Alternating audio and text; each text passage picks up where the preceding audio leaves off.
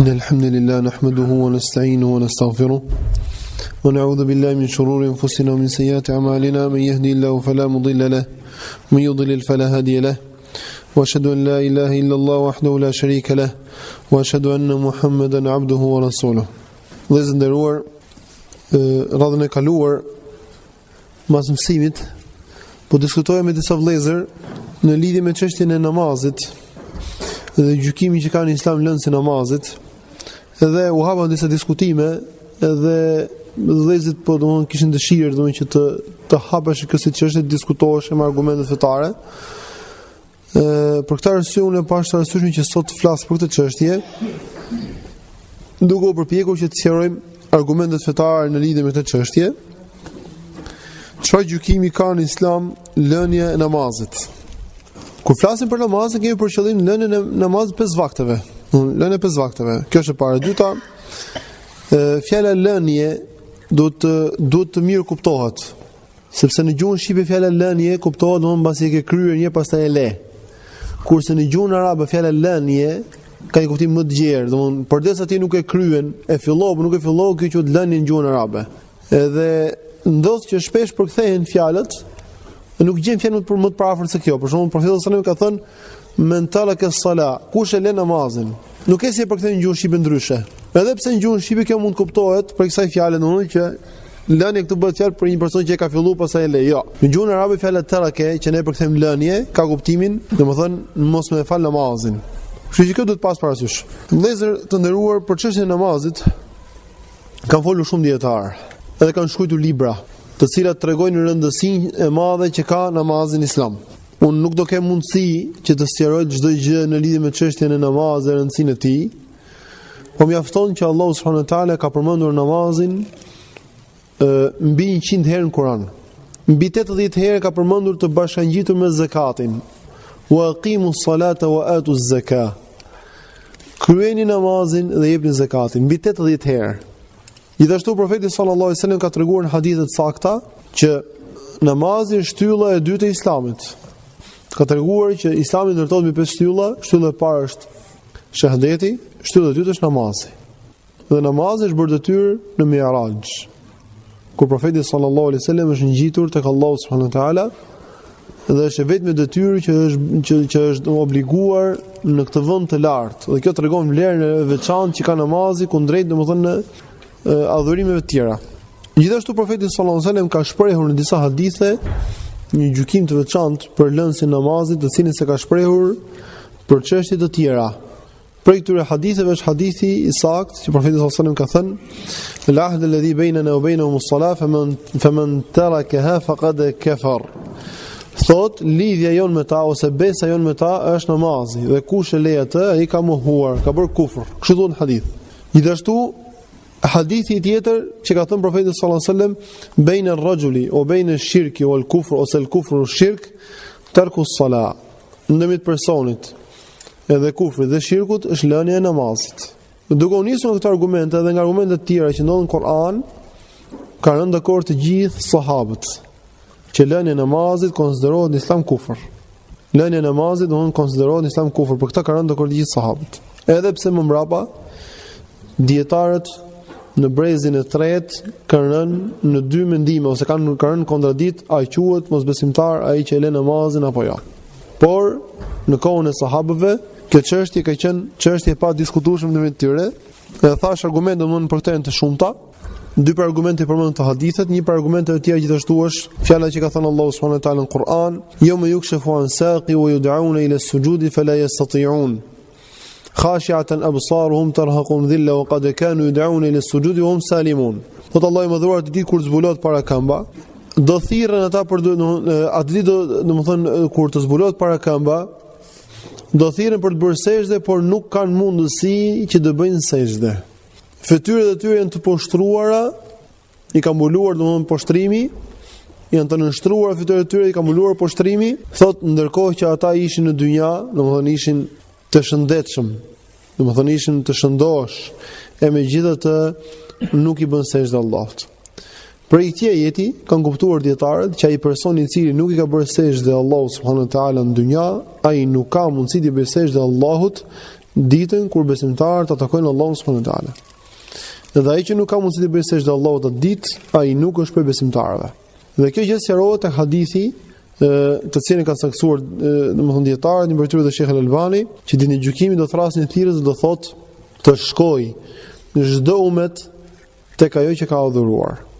Edhe nisen çifutët dhe kështerët dhe idhujtarët, çdo kusht ajo që ka adhuruar. Kështerët do shkojnë tek shejtani Isa alayhis salam. Çifutët te shejtani i Uzairit. E të tjerët me radhë. Edhe do ngelen vetëm besimtarët. Atyre do të vijë Allahu mbasi ndodh që ndodh, pastaj i urdhon Allahu për të bërë sejdë. Edhe do bien besimtarët në sejdë. Kush do bëjë sejdë? Ata që bënin sejdë në dynja. Kjo tregon që ata që nuk bënin sejdë në dynja Allahut, ata nuk hyn fare ndër grupin e njerëzve të cilët do të bëjnë sejdë Allahut në gjykimin. Madje aty nuk do keni mundësi të bëjnë sejdë dhe ata të cilët i kanë bërë sejdë Allahut në dynja, por nuk e kanë bërë me sinqeritet për Allahun, por e kanë bërë për dy fytyrësi.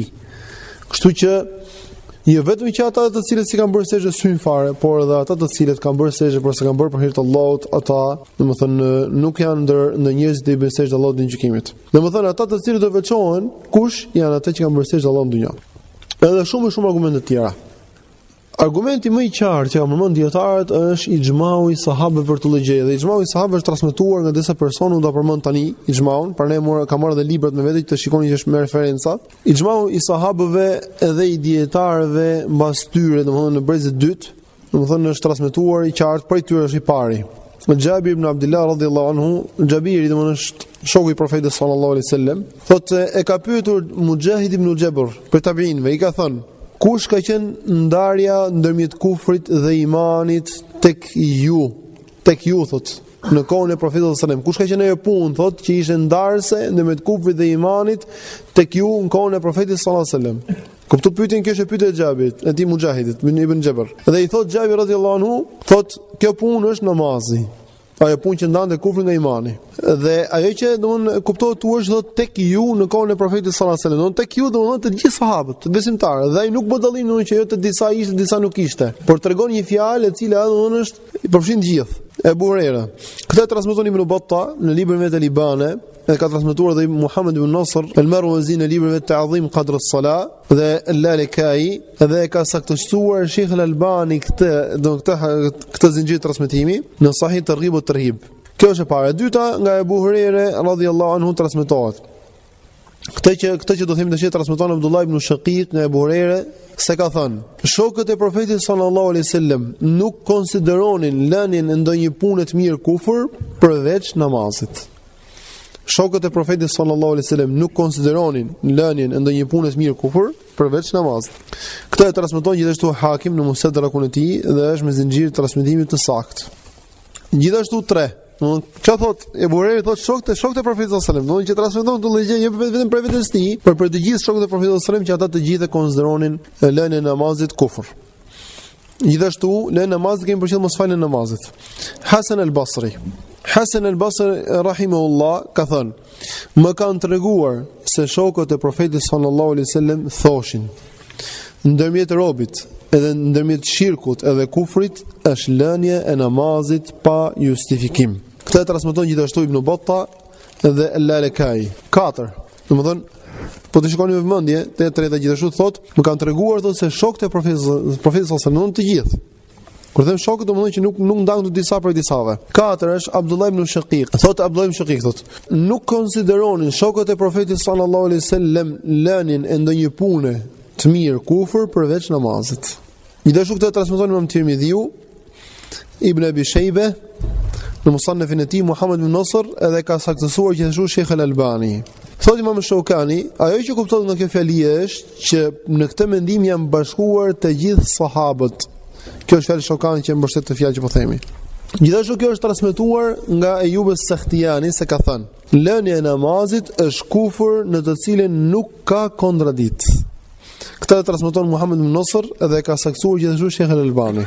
Kjo është i pesti person që transmeton që lënia e namazit është kufër në cilën nuk ka kontradikt ose kanë rënë dakord sahabët e me radhë. I gjashti është Ishaq ibn Rahawi. Ishaq ibn Rahawi ka qenë gjithashtu nga selefët. Allah i mëshiroft gjithë. Ka thënë Imam Muhammad ibn Nasr al-Marwazi: kam dëgjuar Ishaqun se ka thënë: është transmetuar në formë të saktë nga profeti sallallahu alaihi wasallam se lënësi i namazit është kafir, domthonë mosbesimtar. Gjithashtu, ky ka qenë mendimi i dietarëve që në kohën e profetit sallallahu alaihi wasallam deri në ditët e sotme. Domthonë deri në ditët e sotme, domthonë mendimi që lënësi i namazit me dashje, pa justifikim, derisa dal koha, është mosbesimtar. Kjo është fjala e Ishaqut, këtë ka treguar Muhammad ibn Nasr al-Marwazi, që thash në librin e vet Ta'dhim Qadr as-Salah. Ka thënë Ibn Rajabi, nëse kujton fillim të mësimit u thash që dietarët më mbrapa kanë treguar që janë dy mendime në këtë çështje, dhe kjo është e vërtetë.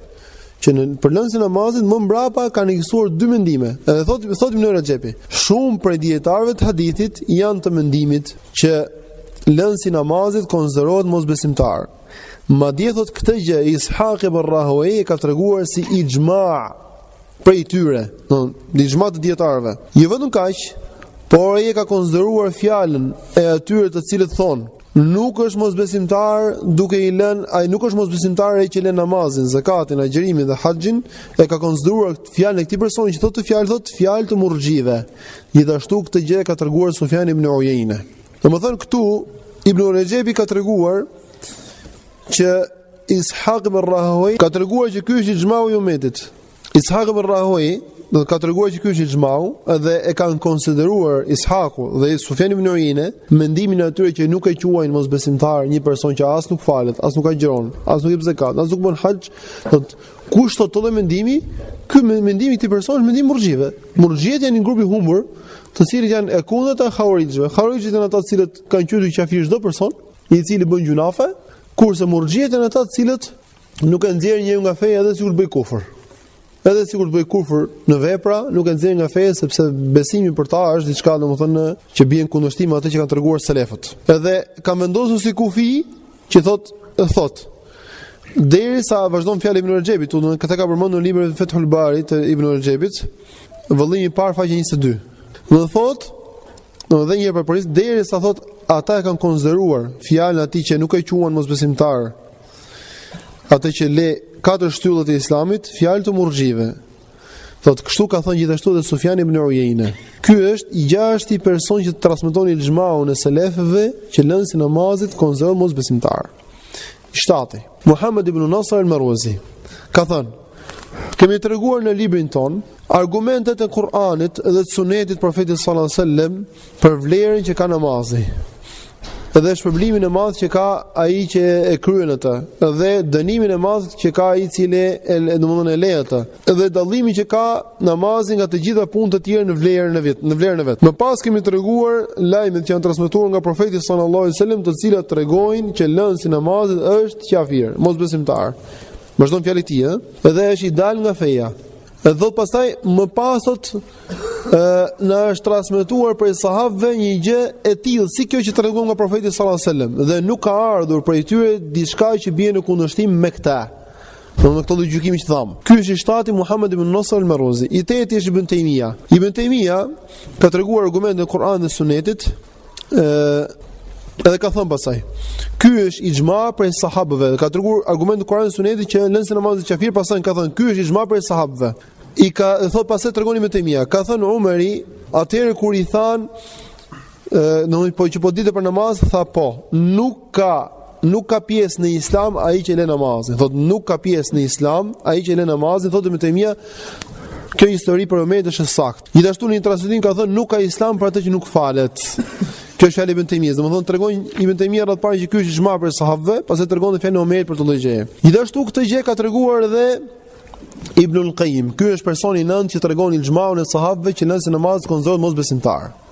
Thot Ibn al-Qayyim, ndërsa argumentimi i ixhmaun e sahabëve është si vjen. Ka thënë Ibn Zanjawi, na ka treguar në Umar ibn Rabi', thot na ka treguar Yahya ibn Ayyub. Ky tregon nga Yunus, dhe Yunus nga Ibn Shihabi, ka thënë më ka treguar Ubaydullah ibn Abdullah ibn Utba se Abdullah ibn Abbasi ka treguar atij se Umar ibn Khattabi kur e goditën atë thot në xhami tha, thot AbduRrahim Balla thot e mbartën atë thot e mbarta unë atë dhe një grup njerëzish në xhami thot derisa e fund të shtëpia e tij thot edhe urdhëroi AbduRrahman ibn Aufin që të faleshe imam për njerëzit kur hymte komer në shtëpinë e tij atyra të fikët ishin në moment të vdekjes domethënë edhe vazhdoi në këtë gjendje të fikti derisa po zbardhte shumë më pas u përmend dhe tha a u falën njerëzit i tham po tha nuk ka islam për atë që le namazin në transmetim thot nuk ka pjesë në islam ai i cili në le namazin. Më pas kërkoi ujë për abdes, mori abdes dhe u fal. Kjo ishte historia shkurtimisht. Thotë Ibn Qayyim vazhdon tash. Kjo ngjarje thotë dhe kjo fjalë Ibn Omer edhe e tij Umerit radhiyallahu anhu ka ndodhur në prezencë të sahabëve dhe ata nuk e kanë kundërshtuar, nuk i kanë thënë që jo. Nuk është kështu. Kur tha Omeri domthonjë që nuk ka islam për atë që nuk falet, nuk thonë jo, ka islam për atë që nuk falet. Nuk thon diçka të tillë. Edhe thotë don Ibn Qayyim argumenton me këtë gjë që përdesë se kundërshtuan fare, kjo tregon domthonjë që ata bien dakord me Omerin këtë gjë. Gjithashtu thotë Ibn Qayyim, vazhdon Ibn Qayyim thotë, një gjë e tillë është transmetuar nga Muadh ibn Jabal, nga AbduRrahman ibn Auf, nga Abu Huraira dhe nuk dihet asnjë sahabi që t'i ketë kundërshtuar ata në këtë lloj gjykimi. Kjo është në fjalë Ibn Qayyim. Pastaj diçka një ixhma të tillë ka transmetuar dhe Hamad ibn Nasr ibn Muammar, është një prej dietarëve të Dawës së Nejdit, mas Sheikh Muhammad ibn Abdul Wahhabit, masi ka treguar domthon hadithet, ka thënë, këto janë hadithet që tregojnë të gjithësisht shikon thotë, janë të qarta që tregojnë që lënësi namazit është mosbesimtar. Duke i shtuar këtyre ixhmaun e sahabëve të cilën ka treguar Ishaq ibn Rahawayh, Ibn Hazmi, Abdullah ibn Shaqiq, edhe ky është mendimi i shumicës së dietarëve të tabiinëve dhe pas tyre. Domethënë, kur themi shumicë dietarëve, do të thonë që sepse më mbrapa tyre pasaj, mbas seleve kanë ardhur dietar të tjerë të respektuar, nuk po themi se nuk janë të respektuar, por që kanë kundërshtuar këtë lloj xhmau. Edhe do ta shpjegojmë pse kanë kundërshtuar. Ky është i 10-ti, i 11-ti që ka treguar këtë xhma është Muhammad ibn Ibrahim al-Sheikh, ish muftiu i Arabisë Saudite përpara Sheikh ibn Bazit. Ka treguar domosht të njëjtën ide, nuk duhet zgjat në sevelet i është i gjatë. I 12-ti është Sheikh Abdulaziz ibn Bazi, Allahu i mëshiroft të gjithë, mbasi ka treguar këtë etherin e Abdullah ibn Shaqiqut që e përmendëm më lart, tha, ky tregon në ky ether fjalë që ka thënë ai që ata nuk konsideronin lënien ndaj punë të mirë kufër përveç namazit, tha, kjo fjalë tregon që lënia e namazit është kufër i madh me ixhmaun e sahabëve. Kjo është fjalë e bazë thotë. Kjo fjalë tregon thotë që lënia e namazit është kufër i madh me ixhmaun e sahabëve. Kjo është domthon kjo është e 12-ta. Domthon është një lloj ixhmau më se autentik. Një lloj që të vërtetojë ixhmau mund të vërtetohesh edhe me fjalën e një dietarit vetëm, përdesë nuk e kundërshton kush. Vetëm me fjalën e dietarit. E jo më që këte kanë transmetuar 12 dietarë njëri pas tjetrit, të gjithë transmetojnë ixhmaun e sahabëve që lënësi namazit tek ata konsiderohej mosbesimtar. Ktu kemi dy çështje që duhen sqaruar. Çështja e parë është disa dietarë kanë menduar që kufri për cilën është folur këtu në këtë ixhma që është treguar është kufri i vogël dhe jo kufri i madh. Por Sheikhul Islam Ibn Taymije e ka refuzuar të gjëje në librin veçantë Hulumde edhe ka treguar që kjo nuk është e saktë për 9 arsye. Edhe ka treguar arsyet pse këtu flit për kufrin e madh dhe jo për të voglin. E para gjë është arsye e parë është se kur flitet për kufrin Kur'an dhe Sunet në mënyrë absolute, domethënë në mënyrë të pa kufizuar, të pa domethënë thoshë pa i shtuar domethënë cilësime nga mbrapa, kufri i tillë ose kufri i atill, atëherë këtu thotë Ibn Taymija flitet për kufrin e madh. Domethënë kur përmendet fjala kufër në Kur'an dhe Sunet, qëllimi i kësaj fjale është kufri i madh. Tash po flasun. Qëllimi i saj është kufri i madh, përveç rasteve kur tregohet në argumente të tjera që nuk është qëllimi këtu kufri i madh, por kufri i vogël, siç është rasti për shembull për çështjen e vrasjes. Profeti sallallahu alajhi wasallam ka thënë: Mos u ktheni në qafira mbas me thot kufar la tarji'u ba'di kufara yadribu ba'dukum riqaba ba'd. Mos u ktheni mbas me qafira thot duke e goditur qafat e njëri tjetrit me shpatë. Këtu në pamjen e parë mund të kuptoj dikush që vrasja e muslimanit që ka kufër që nxjerr nga feja. Mirë, por na kanë ardhur argumente të tjera të qarta, të cilat vërtetojnë që domethënë që vreti musliman nuk është qafir. Kështu që kufri për cilin flitet në këtë hadith është kufri i vogël. Edhe argumente për këtë kemi në Kur'an.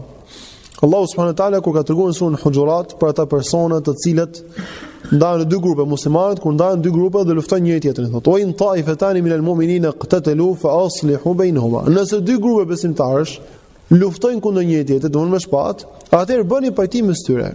Së pari i quajti Allahu këta besimtarë të dyja palët. Dhe po qëse do luftonin njëri tjetrin, do i qe kufri i madh, do quheshin jo besimtarë, do quheshin kafirë dhe jo besimtarë. Por Allahu i quajti ata besimtarë. Kjo është e para.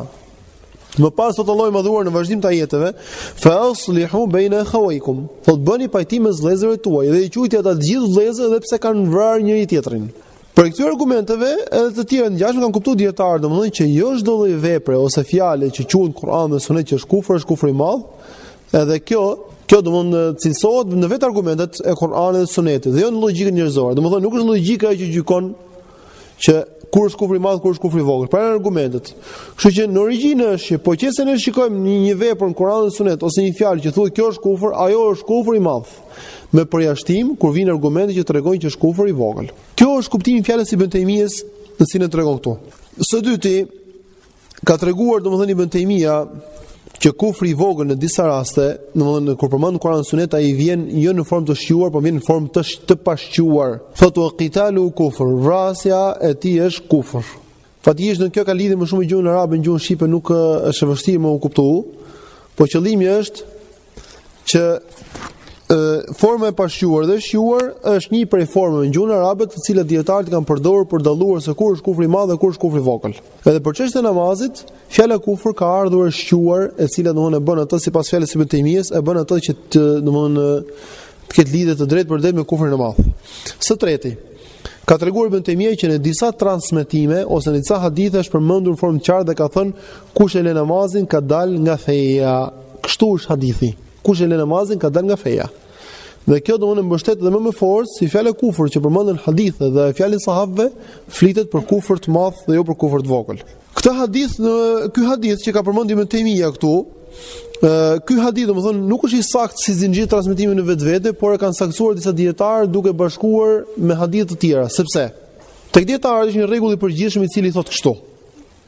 Kjo është në këtë hadith që ka përmendur Ibn Taymija këtu, jo unë, ta dini, është tek pika e tretë, e ka përmendur Ibn Taymija këtë hadith, në disa hadithe thotë është transmetuar thotë që kush e lë namazin ka dalë nga feja. Edhe këtë lloj hadithi Ibn Taymija që përmend si argument që ky konsideron saktë, dhe ky është i saktë duke bashkuar atoja, domethënë ato si thosh zinxhiret e transmetimit, sepse te dietarët është një lloj hadithi i cili quhet hasanun li ghayrihi. Hasanun li ghayrihi është hadith i pranuar. Ai në vetveten zinxhirin e ka të dobët, por duke u bashkuar me hadithe të tjera që tregojnë të njëjtën ide, ai ngrihet në gradën e saktë. Dhe Sheikh Al-Albani ka saktuar si këto hadithe shumë hadithe. Sepse ky është një parim që është nxjerrë nga Kur'ani, nga Suneti, edhe kanë zbatuar dietarët herët. Edhe prandaj dietarët e kanë ndarë hadithin në 4 lloje të sakta. Sahihun li dhati, sahihun li ghayri, hasanun li dhati, hasanun li ghayri. Sahih li dhati është ai i cili ka zinxhirin e transmetimit të saktë në vetvete. Sahih li ghayri është ai i cili ka zinxhirin të saktë, po jo në gradë më të lartë, edhe bashkohet një zinxhir tjetër i po këtij hadithi me domethënë i cili është në një gradë jo më të lartë gjithashtu, dy zinxhire që nuk janë shumë të fortë, bashkojnë një tjetër në gradë më të lartë. Gjithashtu edhe kur hadithi është i dobët dhe ka dy zinxhire të dobta, dhe dobësia e këtij hadithi është i lehtë te dietarët, atëherë ai kur bashkohen dy zinxhire më shumë, ngrihet grada e tij dhe bëhet i saktë. Kjo është që kanë përdorur dietarët, edhe është më së njohur. Madje edhe në këtë hadith këtë lloj gjë kanë bërë dietarët dhe kam gjetë disa dietarë të cilët kanë saktësuar këtë hadith. Edhe një prej tyre është Ibn Taymija, i cili e përmend si argument këtu. Tash i katërt, pika e katërt është se në hadith thuhet ndërmjet, domethënë nuk ka ndërmjet personit dhe ndërmjet kufrit, vetëm se lënia e namazit.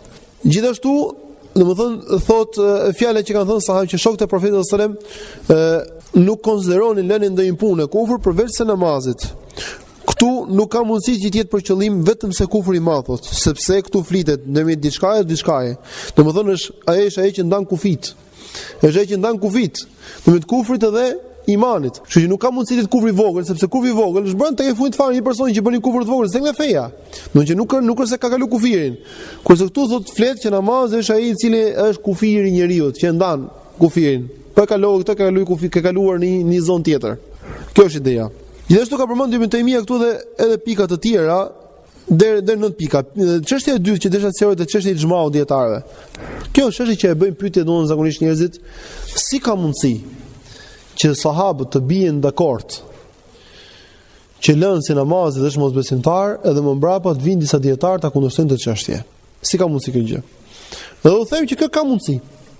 Ka mundësi sepse dietarët janë njerëz. Sado ditur të jenë, ai nuk ka mundësi ta përfshijë të gjithë dijen islame, domethënë në mendjen e tij, në zemrën e tij, kjo është e pamundur. Që nuk është çudi që një dietar mos e ketë ditur këtë ixhma, edhe të kenë nxjerrë gjykimin e tij. Tregohet një që shkon një person, një djalë i ri tek Muhammed ibn Sirin. Muhammed ibn Sirin ishte prej tabiinëve. Edhe pyet një person për një hadith në prezencën e këtij djalit. I thot Muhammed ibn Sirin, thot nuk e njoh këtë hadith dhe e kundërshton domosdoshmë si më thonë që nuk e, përdesë nuk e njoh dhe nuk është sakt. Edhe i thot ky djalë i ri, thotë Imam, a i di të gjitha hadithet e festi? Çuditshme. I thot ai jo. Po gjysmën? I thot shpresoj që ti di gjysmën. E po mirë, thot, të që ti nuk e di ke, thot, futet te gjysma që nuk e njeh atëherë, mos e kundërshto. Shi domthon kur e thot të lëgjeje, domthon Muhammed ibn Sirin, normalisht kush i mos ti? Ai nuk është më lart. Edhe domthon mund të jetë barabart me Muhammed ibn Sirin gjithashtu sa ata dietarë të gjithë. Por domthon nuk është çudi që një dietar domthon të gaboj ose domthon mos njohë një xhmaun e sahabëve në një çështje. Dhe dietarët kanë përmendur disa raste të qarta, për të cilat kanë gjykuar sahabët që ka ixhma dhe kanë ardhur mbrapa tyre disa njerëz që kanë kundërshtuar të ixhma. Për këtyre çështje, për shembull, është transmetuar ixhma prej sahabëve që shitja e robreshave që kanë fëmijë nuk lejohet. Këtë ixhma ka treguar Ibn Qudama, thot ka ixhma të sahabëve për të lëgjeje. E megjithatë, këtë e kanë kundërshtuar disa njerëz, domthonë disa dietarë kanë kundërshtuar mbas tyre. Gjithashtu ka ndodhur edhe çështje tjera, ka treguar ndonjë dietarë ndonjë shumë çështje, për tyre për shembull është pika e tretë. Ka përmendur disa raste, rasti i tretë për shembull është çështje kur gruaja i vendos kusht burrit që mos martohet me asnjë grua tjetër, domethënë përveç saj. Në momentin që ai martohet me të, i ve kushti im është që mos martohen. Ibn Qayyim ka treguar që për këtë çështje ka ixhma të sahabëve që ky lloj kushti është kusht i saktë dhe i detyrueshëm për burrin nëse ai e pranon. E megjithatë, domthonë ka ixhma të sahabëve, thotë Ibn Qayyim. Megjithatë kanë dalë disa dietarë, më kanë kundërshtuar me sahabëve. Gjithashtu kanë treguar ixhma për çështjen që urina dhe bajgat e kafshëve që u hahet mishi janë të pastra.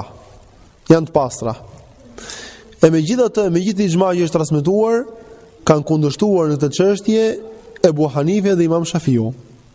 Ka thënë Ibn Taymija, urina e asaj kafshë që i hahet mishi, edhe bajga e saj është e pastër.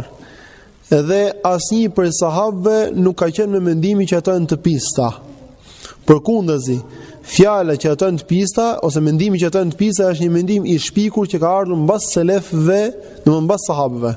E megjithatë ky është mendimi i Abu Hanifës dhe Imam Shafiut. Kështu që domethënë vëllezër, ka raste të shumta që kanë përmendur dietarët të cilët tregojnë që ka mundësi që në çështje të ketë ixhma për sahabëve, ata kanë kundërshtuar njerëz më mbrapa.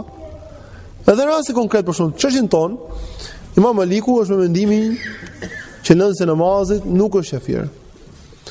Imam Ahmedi është në të kundërt me mendimin që është kafir. Kurse Imam Shafiu ka dy mendime në këtë çështje. Imam Shafiu është transmetuar për ti që nëse namazi është kafir dhe është transmetuar që nuk është kafir, që të dyja. Kurse Abu Hanifa është me mendimin që nuk është kafir, por Abu Hanifa është nisur nga diçka tjetër. Abu Hanifa është nisur nga akide e tij, sepse dietarët e selefëve kanë treguar që Abu Hanifa ka pasur akiden e domthonë murxhive të fuqahave. Dhe kjo është çështje e njohur. Allahu mëshiroft Abu Hanifa dhe të gjithë ata që kanë qenë dietarë të Islamit, edhe pse kanë gabuar, edhe nuk shpëton një prej gabimit. Çështja këtu është që ky ixhma që treguam ne është më së saktë, edhe ky nuk hidhet poshtë, sepse domthonë me të faktin që kanë kundërshtuar kush ka ardhur mbas tyre. Kështu që ixhmau i selefëve për të çështje është më së saktë, edhe kush ka kundërshtuar mbas tyre ka kundërshtuar, domethënë edhe nuk është justifikim për askënd që të ecim atë lloj kundërshtimi, sepse ai është kundërshtimi i ixhmaut. Ne themi që ata kanë qenë dietar, shpresojmë domosdoshmë që Allahu t'i falë të mëshiroj. Mendojmë që ata nuk e kanë ditur këtë ixhmau, ose kanë pasur një justifikim që i ka çuar ata që ta kundërshtojnë atë, justifikim me kuptim domosdoshmë që kanë menduar që nuk është kështu e më radh, por në të vërtetë domosdoshmë ixhmau është i vërtetuar në formë të saktë siç u tregova. Kjo është për sa i përket domosdoshmë argumenteve që kanë përmendur domosdoshmë shkurtimisht dietarët të cilët kanë mendimin që lënsi namazit është mosbesimtar. Ata të cilët thonë që lënsi namazit nuk është kafir, por konsiderohet musliman gjunafçar, kanë marrë disa argumente. Edhe për këtë arsye unë e shoh të nevojshëm që ne do të përmendim këto argumente shkurtimisht dhe të tregojmë domethënë përgjigjen kundër këtyre argumenteve, të cilat i kanë përdorur ata si argument. Innal hamdalillah nahmaduhu wa nasta'inuhu wa nastaghfiruh wa na'udhu billahi min shururi anfusina wa min sayyiati a'malina. من يهدي الله فلا مضل له ومن يضلل فلا هادي له وأشهد أن لا إله إلا الله وحده لا شريك له وأشهد أن محمدا عبده ورسوله. Vëllezër nderuar, në mësimin e të kaluar, përpara të kaluarit, kemi folur për çështjen e rëndësisë namazit dhe kemi treguar për gjykimin e Islamit në lidhje me atë person i cili e lë namazin. Dhe unë u dhash fjalën që kjo temë do plotësoheshe, për këtë arsye pash të nevojshme që ta domthonë mos kaloj një temë tjetër pa plotësuar përderisa dhash fjalën për të lloj gjëje, duke parë gjithashtu edhe rëndësinë e temës. Nusë Allahun e madhuar që ta lehtësoj domthonë që të jetë sa më e qartë dhe më e thjeshtë për të gjithë ne. Falënderimi tek Allahut i cili na ka udhëzuar tek e vërteta dhe vetëm atij i kërkojmë udhëzim tek rruga e drejtë, sepse vetja ose shpirti njerëzor e shtyn njeriu për të këqija. Për këtë arsye besimtari ka nevojë të lutet Allahut të madhëruar për udhëzim gjithmonë, që Allahu subhanahu wa taala ta udhëzojë. Dhe prandaj në besimtari në çdo namaz sot ihdinas siratal mustaqim, sepse ka nevojë për udhëzimin. Dhe kjo çështje gjithashtu është një prej çështjeve për të cilën ne kemi nevojë për udhëzimin e Allahut në ta. Kemi nevojë për udhëzimin e Allahut subhanahu wa taala në ta. Dhe kjo është çështje e rëndësishme. Kjo çështje duam apo nuk duam ne, kjo ka lidhje të ngushtë me një prej çështjeve të akides, si është çështja e imanit. Për këtë arsye kuptimi i saj i drejtë është shumë i domosdoshëm për çdo njeri prej besimtarëve. Nëse dëshirojnë që të jetë udhëzuar rrugën e drejtë, edhe mos kuptimi i saj siç duhet, i çon njeriu në probleme në besimin e tij, do apo nuk do ai. Unë u tregova në mësimin e kaluar që kjo çështje, domethënë në të ka dy pika kryesore përpara se të futemi në temë. Në çështjen e lënies namazit. Para gjë është që në këtë çështje, në çështjen e gjykimit që ka lënë si namazit, në këtë ka rënë dakord ummeti islam ka ixhma. Për këtë arsye nuk mund të pranohet kontradikta në këtë çështje. Dhe nëse ka rënë në rastin më të mirë ne, nëse ka kontradiktë në të vërtetë, realiteti është që ka kontradiktë në këtë çështje, ne në rastin më të mirë justifikojmë e themi që ata të cilët kanë kundërshtuar këtë mendimi janë të justifikuar tek Allahu se nuk e kanë ditur që në këtë ka pasur ixhma me radhë. Ndërsa që të kalojmë ne ta hedhim poshtë ixhmaun, dhe të marrim mendimin tjetër që hedh poshtë ixhmaun, dhe ta konsiderojmë atë mendim të vërtetë, për këtë Allahu na ruajt, mos bim në të lloj grade, sepse rënë në të lloj grade do të kundërshtohet ixhmaun në Islam, mbasi bëhet i qartë, kjo është gradë shumë e keqe, Allahu na ruajt. Për njeriu. Pika e dytë në këtë temë është shumë e rëndësishme në këtë temë dhe në çdo temë të Islamit që njeriu t'i grumullojë të gjitha argumentet që flasin për të përpara se të nxjerrë gjykim. Pse? Ti mund të shohësh disa argumente të cilat ne do t'i përmendim këtu. Në pamjen e jashtme ato kuptohen, çdo kush mund t'i kuptojë me logjikën e vet në një lloj forme. Mirë, por problemi që ndron ku? Që logjika njerëzore jo gjithmonë e kap të vërtetën siç është, dhe jo gjithmonë i kupton argumentet siç duhet. Por çfarë ndodh? Ka raste i mirë kupton, ka raste i keq kupton. Prandaj duhen ruajtur argumentet fetare prej keq kuptimit të argumentit. Do të sjell shembull që ta kuptojnë çështjen. Për çfarë bëhet fjalë? Shembull, Allahu subhanahu wa taala ka thënë në Kur'an: "Wa laqad khalaqna al-insana wa na'lamu ma tuwaswisu bihi nafsuhu wa nahnu aqrabu ilayhi min hablil warid." Ne kemi krijuar njeriu, edhe e dim çfarë përshpërit ai në veten e tij, dhe ne jemi më afër atij se damari i qafës. Se litari i qafës, thot Allahu subhanahu wa taala. Më afër se damari i qafës. Po ta marrësh kështu në formë kaq të sipërfaqësore argumentin, çfarë kuptohet? I bie sikur Allahu që ka brenda krijesave të tij. Kështu i bie. Mirë, ky lloj besimi në të vërtetë jo vetëm që bie ndesh me akidën islame, por ky lloj besimi është nga llojet e kufrit më të rënda që mund të ekzistojnë. Të besosh që Allahu ka hyrë brenda krijesave. Ç'o ndodh? Argumenti fetar, një person që nuk i merr argumenti bashkë të gjitha, Edhe merr një pjesë argumente dhe në një pjesë tjetër do dali patjetër të kjo lloj pike. Për këtë arsye është shumë e domosdoshme që kur të gjykosh që ti ke kuptuar këtë argument të lloj forme, mos shiko vetëm logjikën tënde si e kuptoj, por shiko se selefët si e kanë kuptuar. Shiko si e ka kuptuar tre brezët e parë këto argumente. Kjo është shumë e rëndësishme. Domethënë shikoj për shembull ummeti islam ka rënë dakord për diçka. Ka rënë dakord siç është për rasti për shembull që rasti po flasim për punën e namazit. Ka rënë dakord ixhmat ummeti islam. Që nëse namazi nuk quhet musliman, a ka mundësi atëherë që argumentet fetare të tregojnë diçka që bien kundërshtim me këtë lloj xhmau? Kjo është shumë e rëndësishme. Si shembull që tregova, nëse ne themi që gjithë ummeti islam ka rënë dakord që Allahu është mbi arsh, dhe Allahu nuk është i përzier me krijesat e tij, dhe as krijesa nuk janë përzier me të, atëherë themi çdo lloj argumenti që mund kuptohet prej këtij, domethënë që Allahu është brenda krijesave, ky lloj argumenti konsiderohet argument që është keq kuptuar në të vërtetë. Pse? Se bien kundërshtim me xhmaun e umetit, ka rënë dakord gjithë ummeti islam. Gjithashtu ka argumente të tjera shumë që hedhin poshtë të lloj keq kuptimi, që thotë që Allahu ka hyrë te krijesat. Ka thënë Allahu subhanahu wa taala për Isa alayhis salam, për ata që besojnë se Isa alayhis salam është Zot. Thonë laqad kafara alladhina qalu inna Allaha thalithu thalatha. Kanë mohuar ata të cilët thanë Allahu është i treti i treve. Gjithashtu ka thënë Allahu i madhëruar laqad kafara alladhina qalu inna Allaha huwa al-Masih ibn Maryam. Kanë mohuar ata të cilët thanë Allahu është Isa i biri i Maryamës. Këtu tregon Allahu që kanë mohuar. Pse kanë mohuar? Çfarë është fjalë krishterë? Fjalë krishterë në të vërtetë është që ata kanë thënë që Isa alayhis salam, që Allahu subhanahu wa taala ka hyrë te Isa alayhis salam. Kështu thon krishterët. Allahu thon ka hyrë te Isa alayhis salam. Domethënë Allahu i madhëruar i quajti fjalën e tyre kufur kur ata besuan vetëm se Allahu ka hyrë vetëm te Isa, që Isa është një i devotshëm, profet, një i dashur tek Allahu. Po ai që beson që Allahu ka hyrë te çdo krijesë, çai bitjet? I bie që ky të jetë më mosbesimtar, më qafir sa krishterët, të cilët besojnë që Allahu ka hyrë te Isa alayhis salam. Po mirë, këta persona që thonë Allahu është kudo të marrin argument nga Kurani, mpamën e jashtme kush e lexon, ne jemi më afër se do marrë qafës, thotë është argument i qartë, ja ku e ke. Më afër se do marrë qafës. Kush është më afër se do marrë qafës? Brenda robit është. Më afër se do marrë qafës. Mirë, po ta shikosh me vëmendje, ajeti është keq kuptuar. E shikoni ku fillon problemi i vëllezër?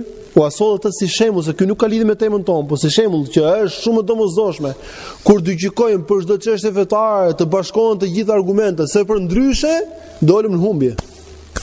E kuptuam apo nuk e kuptuam? Dolëm në humbje. Edhe ajete të tilla ka sa duash. Ka thënë Allahu i madhëruar në Kur'an: "Wa huwa ma'akum ayna ma kuntum." Ai është me ju kudo që jeni. Po ta marrësh të lloj gjëje pa më në jashtme kështu, në mënyrë sipërfaqësore, pa e marr argumenti, pa shikuar ajetin që është më sipër, ajetin që është më poshtë, argumentet e tjera që flasin për të njëjtën temë, dalin grupe të humbura thonë Allahu është kudo. Ndërkohë që ka rënë dakord gjithë ummeti islam që kush thotë që Allahu është kudo, ai ka dalë nga feja islame. Atë del pyetja, si ka mundësi ummeti islam bie dakord që kush thotë që Allahu kudo, ka dalë nga feja islame? Këtë ajeti kuranor, pamën e jashtme duket sikur Allahu që ka kudo. Problemi i gjithë ku është? Të keq kuptimi i argumenteve. Prandaj, o vëllezër, duhet të shumë të domosdoshmë që njeriu të matet mirë përpara se të ta shikojë argumentet, se mos e keq kuptoj ata. Se keq kuptimi i argumentit çon njërin humbje. E keq kuptuan argumentet Khawarijët, keq kuptuan argumentet. Morën një ajet kuranor, morën një hadith ku thuhet për një lloj vepre që është kufër, e thanë kjo tregon që çdo person që bën një gjunaf të madh ai del nga feja. Dhe i nxorr rob nga feja. Donë në të kundë murxhijet dhe morën disa argumente në cilën pamën e jashtme tregohet që kush thot la ilaha illallah ai shpëton. Çdo gjë të bëj. E than, bëj çfarë duash, po the la ilaha illallah i shpëtuar. Shpëtove. Këta morën një pjesë argumenteve, këta morën një pjesë, këta e pan, të parët e pan fen me një sy, e dytë e pan me një sy. Edhe pse ky sy është i vërtet, por nuk lejohet që feja shikohet me një sy, duhet shikohet me dy syt. Vallahi kjo është shumë e rëndësishme. Tash i kalojmë futem në detaje. Ka thënë Sheikh Muhammad ibn Salih al-Uthaymin, Allahu më shirofsh Uthaymini, ka treguar se argumentet e atyre të cilët thonë që lënsi namazit nuk del nga feja, ndahen katër lloje. Kjo është fjalë e Uthayminit. Tash unë duhet t'u tregoj diçka këtu, domethënë, i ndan Sheikh Uthemini argumentet e tyre që thonë që lënsi i namazit nuk është kafir, i ndan në 4 lloje. Dhe i shpjegon vetë Sheikh Uthemini këto 4 lloje. Ajo që më intereson më këtu është ç'lidhje ka kjo që po flasim në namaz me humbin për cilën folëm më sipër. Lidhja është kjo, vëllezër, që duhet pas parasysh. Të njëjtat argumente që përdorin këta që thonë lënsi i namazit nuk është kafir, të njëjtat argumente i përdorin edhe murxhiet në akidën e tyre. Dhe akida e murxhive është një nga akidet më të pritshura që mund të ekzistojë. Ai sa kanë thënë se levët akida e murxhive është më e frikshme për këtë umet se akida e hawarijve. Është më e frikshme. Sepse kanë thënë hawarijët kanë vrarë njerëz. Dhe kjo është shkatrim. Kurse murxhiet kanë shkatruar fen. Murxhiet kanë shkatruar fen. Edhe shkatrimi i fesë është më i rëndë se vrasja e disa njerëzve. Edhe pse vrasja e njerëzve është shumë e rëndë. Por shkatrimi i fesë është akoma më i rëndë. Prandaj edhe selefët i kanë quajtur murxhiet, i kanë quajtur çifutët e këtij umeti. Çifutët e këtij umeti. Prandaj kjo është shumë problem.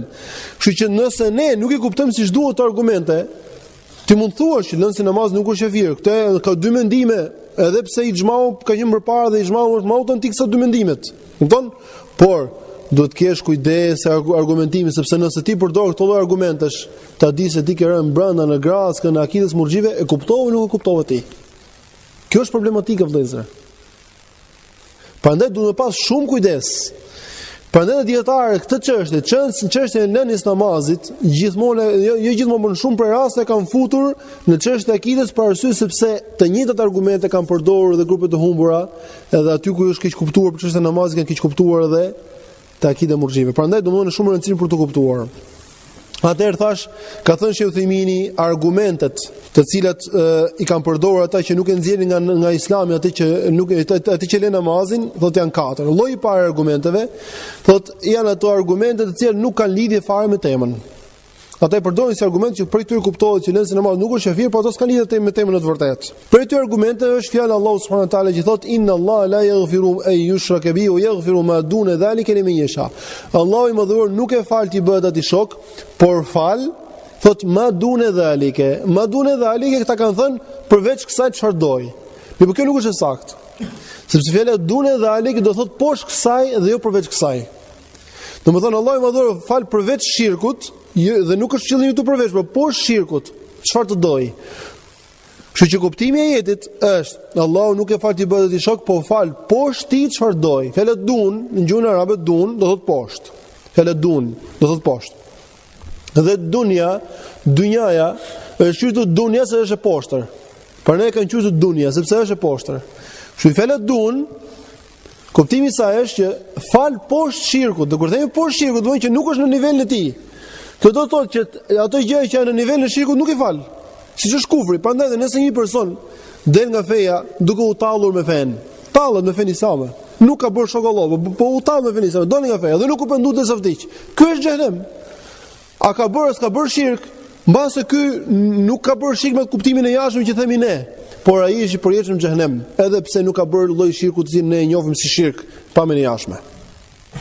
Qartë? Kështu që ky lloj parë argumente ka thënë Sheikh Uthemini janë ato argumente që nuk kanë lidhje fare me temën. Këta kanë marrë argument, kanë thënë përdesë Allahu nuk fal vetëm shirkun, kjo do të thotë që përveç shirkut i fal, atëherë dhe lënë namaz dhe fal. Sepse nuk përmendet to. Po ne themi, kuptimi është që Allahu nuk fal, domethënë atë që është poshtë shirkut. Edhe ne po pretendojmë që namazi nuk është poshtë shirkut, por është në gradën e tij, sepse ka hadithe të tjera që vërtetojnë që është në gradën e tij. Të cilat përmendëm te ixhmau i umatit islam dhe hadithe profetike që tregojnë që lënia e namazit është kufër. Lloji i dytë argumenteve janë ato argumente të cilat janë të përgjithshme, por të cilat specifikohen me argumentet e veçanta. Shembull, do të tregoj një shembull që të kuptohet se çfarë kemi qëllim me këtë fjalë. Nëse unë them për shembull, jam në shtëpinë time dhe them, të hyjnë të gjithë muslimanët në shtëpinë time. Fjala ime është e përgjithshme. Të gjithë muslimanët. Pastaj kur fillon duke hyrë, qelloi një person që unë nuk e dua, e i thash ti mos hyr. Në këtë lloj rasti ndodhen dy fjalë. Fjala e parë është e përgjithshme të hyjnë të gjithë, dhe fjala e dytë është e veçantë. Tash një person, çdo person, çfarë kupton për kësaj gjëje? Edhe pse fjala ime është e përgjithshme për të gjithë që të hyjnë të gjithë, kupton që ky person përjashtohet. Sepse teksti që e specifikon një gjë është më parësor se ai i cili e përgjithson. E kuptuat idenë? Domethënë kur përmend diçka e veçantë, kjo është më parsore, prandaj nuk thotë ky personi jo po unë do hyj sepse ti ke thënë për të gjithë hyni dhe unë jam për të gjithëve. Po jo, është vërtet që kam për të gjithë, po ty po të përjashtoj them, kupton? Që dhe argumentet fetare, është vërtet që ato mund ta përgjigjësojnë diçka, por ato e specifikojnë atë në argumente të tjera. Dhe raste të tilla në Islam ka shumë. Kush nuk kupton këtë, humb nga e vërteta. Kush nuk kupton argumentet e përgjithshme dhe argumentet e specifikuara, ai humbet nga e vërteta sepse i keq kupton argumentet fetare. Prandaj shembull për këtë kemi hadithin që ka thënë Profeti sallallahu alajhi wasallam, çdo person që dëshmon se nuk ka të adhuruar tjetër veç Allahut dhe Muhamedi është rob dhe dërguar i Allahut, ja bën Allahu atij haram zjarrin. Ky është argumenti i përgjithshëm. Por ky specifikohet me argumente të tjera. Si për shembull hadithi i namazit, që thotë lënsi namazit është mosbesimtar. Kupton? Specifikohet me argumente të tjera. Kështu që dhe në këtë lloj forme, argumentet fetare duhen marrë të gjitha. Sepse ne vërtet themi për shembull ka thënë Allah, ka thënë profeti sallallahu alajhi wasallam që fjala la ilaha illallah Muhammadur Rasulullah e fut njeriu në xhenet, po kjo ka kushte. Kushte të cilat po nuk i plotëson njeriu, nuk quhet domosdoshmë fjalë e tij saktë. Për shembull ke shumë njerëz që thonë la ilaha illallah Muhammadur Rasulullah dhe shkon adhuron varret. Ai bën dobi kjo fjalë ti? Ti nuk i bën dobi. Për këtë arsye është shumë e domosdoshme që argumenti të shikohet a është i përgjithshëm dhe nuk ka asnjë gjë që e specifikon apo ka gjëra të cilat e specifikojnë argumentin. Lloji i tretë argumenteve, lloji i dytë kjo është fjalë e Sheikh Uthayminit. Lloji i tretë thotë Sheikh Uthaymin janë ato argumente që kanë përdorur këta që thonë lëndse namaz nuk është mosbesimtar, të cilat janë të përgjithshme, por ato domun kufizohen me disa kushte. Kufizohen me disa kushte për të cilave kuptohen nuk del edhe namazi. Shembull thonë ata. Ka dhënë Sheikh Uthaymin shembull.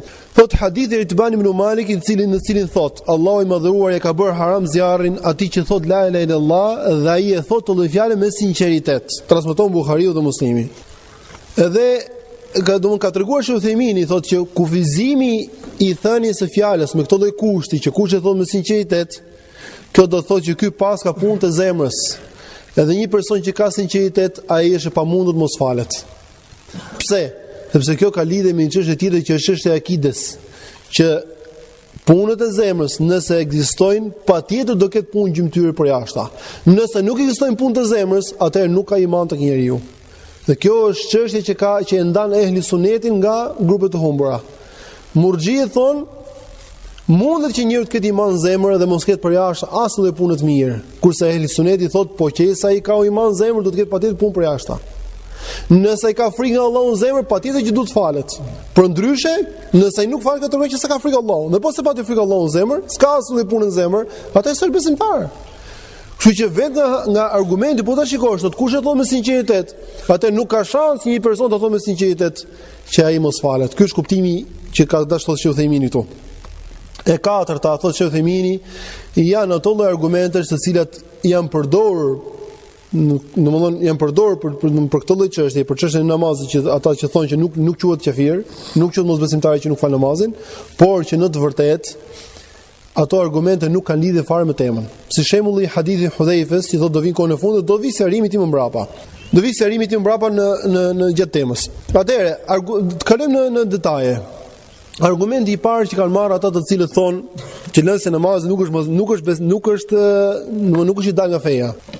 Është hadithi Abdullah ibn Amrit, i cili ka thënë profeti sallallahu alaihi wasallam, do thirret një person nga ummeti në ditën e gjykimit. Përpara të gjithë krijesave, do t'i nxirren atij 99 regjistra, çdo regjistër sa që shikon syri. Regjistër me gjunafe, domethënë. Dhe do t'i thotë Allahu i mëdhëruar, a mohon diçka prej këtyre? I thotë jo, Zot. Dhe thot, atë kanë bërë pa drejtësi me lajket që kanë shkruajtur? I thot jo, Zot. Më pas thot, a ke të mira, a ke sevape? Edhe trembet ky personi, trembet dhe thot jo, nuk kam. Dhe i thot Allahu i mëdhur, po, ti tek ne thot ke jo një sevap, ke sevape. Edhe ty sot nuk të bëhet pa drejtësi. Edhe i nxirret domethënë një bitaka. Bitaka domethënë në gjuhën arabe kuptimi është si një cop letër, në cilin është shkruar la ilaha illallah. Ashhadu an la ilaha illallah wa anna Muhammadan abduhu wa rasuluhu. Dhe thot ky personi, o Zot, po çfarë mund bëj kjo letra përpara gjithë këtyre të regjistrat mëdhenj me gjunafe? I thot Allahu i mëdhur, ty sot nuk të bëhet pa drejtësi. Edhe vendosen këto regjistra në një anë të peshorës. Edhe vendoset fjala la ilaha illallah në anën tjetër dhe peshon më shumë fjala la ilaha illallah se sa këto. Se sa gjithë gjunafat. Ata të cilët e morën këtë si argument thonë, kuptohet për këtë hadithi që ky personi nuk kishte asnjë lloj pune të mirë përveç dëshmisë së shahadetit. Asnjë lloj pune të mirë tjetër. Në ndër të jashtë kishte as namaz. Kështu duhet pa menjashme. Sepse thotë nuk është përmendur, edhe nuk kishte as namaz, as edhe punë tjetër. Përgjigja që kanë dhënë domosdietarët në lidhje me këtë është së pari. I thuhet, ky person i cili quhet sahibul bitaka, ky personi domosdoshmë zoti i bitakas, ky që ka përmendur këtë fjalë. Ky ose ka thënë këtë fjalën pa sinqeritet edhe pa vërtetësi në zemrën e tij, ose ka thënë me sinqeritet dhe me vërtetësi. E para është e pamundur që ta thot pa sinqeritet dhe të shpëtoj tek Allahu. Ai që thot pa sinqeritet nuk i bën dobi. Domethënë patjetër që ai ka thënë me sinqeritet edhe me vërtetësi, domethënë atë që ka shprehur në zemër, domethënë ka pas me të vërtetë, domethënë të vërtetë. Atëherë domethënë ky patjetër që ka thënë me sinqeritet të llogjeje. Atë këtu domethënë del çështja që kanë thënë dietarët, që përderisa është domosdoshme dhe kjo lloj çështje që ky duhet të thotë me sinqeritet që ti bëj dobi, kjo është më së e njohur. Por këtë domethënë nuk mund dyshoj njeri. Sepse kjo është akidja e Ehlusunetit, në cilin domethënë nuk mund pranohet fjalë gojës, por që sa nuk ka njeriu besim në zemër, se po të pranohesh do pranohesh munafikëve, do quhesh munafikë besimtar atë. Nëse e thon vetëm me gojë pa pas gjë në zemër. Për këtë arsye nuk bën dobi, po që se njeriu nuk e ka me sinqeritet nga zemra atë që thot me gojë. Kështu që ngelet që ky personi e ka thënë këtë lloj fjalë me sinqeritet. Atëherë çështja që është këtu thelbësore është, a ka mundësi që një person të ketë sinqeritet në zemër pa bërë asnjë lloj pune të mirë? Sipas akides së Ehlusunetit dhe Xhamatit kjo është e pamundur. Sipas akides së Ehlusunetit dhe Xhamatit kjo është e pamundur. Pse? Sepse profeti sallallahu alaihi wasallam ka thënë: në trup është një copë mishi, që nëse ajo rregullohet gjithë trupi, dhe nëse ajo prishet gjithë trupi dhe është zemra. Për këtë hadithi dhe për argumente të shumta dhe për ixhmaun të umatit islam kanë nxjerrë dietarët e Ehlusunetit rregull që thotë: rregulli e Ehlusunetit çështja e imanit është që nuk ka mundësi, që të ketë iman në zemër dhe ky iman mos pasqyrohet për jashtë. Nuk ka mundësi. Domethënë nuk mund përfituohet akidja e Ehlusunetit dhe Xhamatit që një person të ketë iman në zemër dhe ai nuk e shfaqet të përjashta. Prandaj nëse ne do ta pranojmë që ky personi e ka thënë fjalën la ilaha illallah me sinqeritet, atë patjetër që ai duhet të ketë punë të mira, të cilat pasqyrojnë këtë sinqeriteti. Kjo është shumë e domosdoshme. Kjo është pika e parë. Pika e dytë që e hedh poshtë këtë lloj argumentimi është që domethënë ky person domethënë thuhet që as nuk është falur, as nuk ka dhënë zakat, as nuk ka bërë haxh, as nuk ka agjëruar. I themi në hadith nuk përmendet fare këtë gjë. Hadith thuhet thjesht që ka thënë la ilaha illallah, nuk përmendet fare as është fal, as nuk është fal. Domethënë nuk përmendet as kjo as kjo. Atëherë domethënë nga nxorët që ky kaq të sigurt që ky nuk që ka fal, nuk që ka nikoj që s'përmendet. Thjesht domethënë mund kuptohet, po tjetër gjë është mund kuptohet, tjetër gjë është përmendet përmendet konkretisht diçka e tillë. Konkretisht domethënë thuhet për shkak nuk është falur, nuk thuhet diçka e tillë në hadith. Pika e tretë. Në hadith nuk përmendet që ky person e ka thënë këtë fjalë me sinqeritet. Nuk thuhet që ky person e ka thënë këtë lloj fjalë me sinqeritet. Shumë bukur.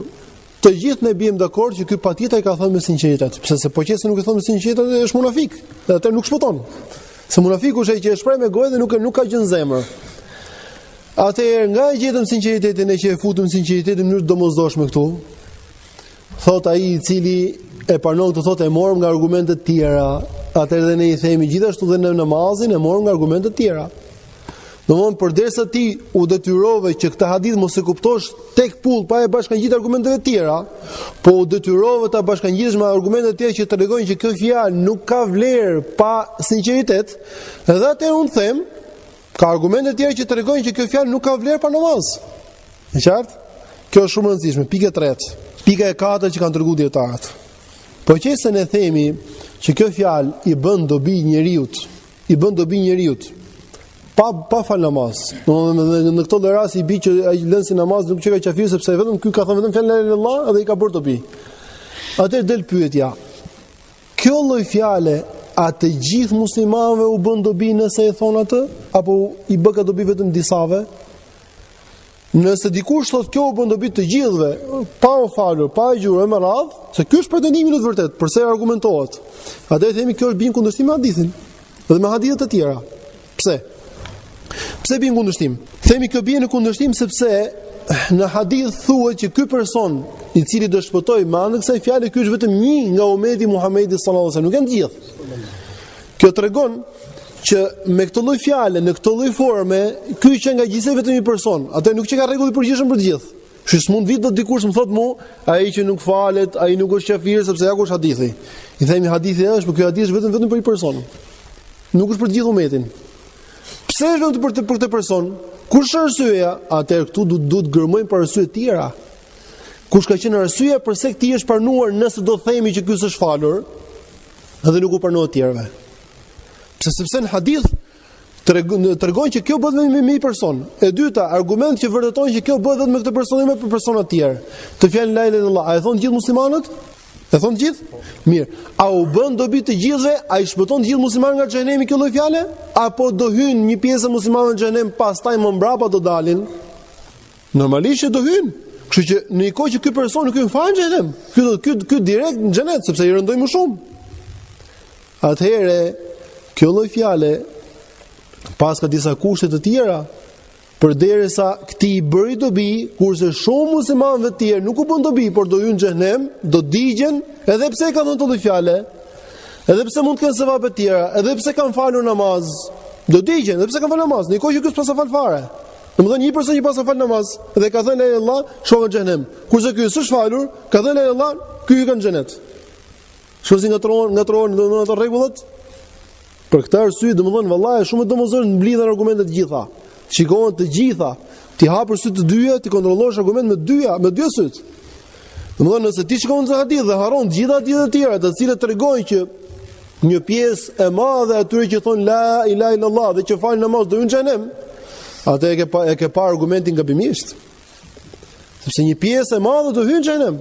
Edhe tregohet në hadith që do nxjerrin nga xhenemi njofin me lajke nga shenjtë e sejdave, domethënë u falën ata.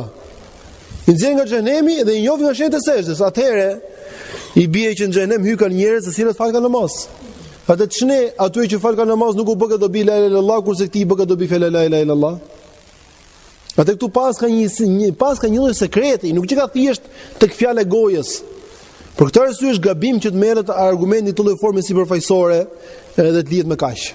Kjo është shumë e rëndësishme. Pika e 5. Ne treguam në mësimin e kaluar që sahabët kanë rënë dakord të gjithë që lënsi namaz është mosbesimtar. Edhe po ata janë ata të cilët kanë transmetuar këtë hadith. E megjithatë, ata përderisa thonë që lënsi namaz mosbesimtar, nuk kanë kuptuar për këtë hadithi që lënsi namazit nuk del nga feja.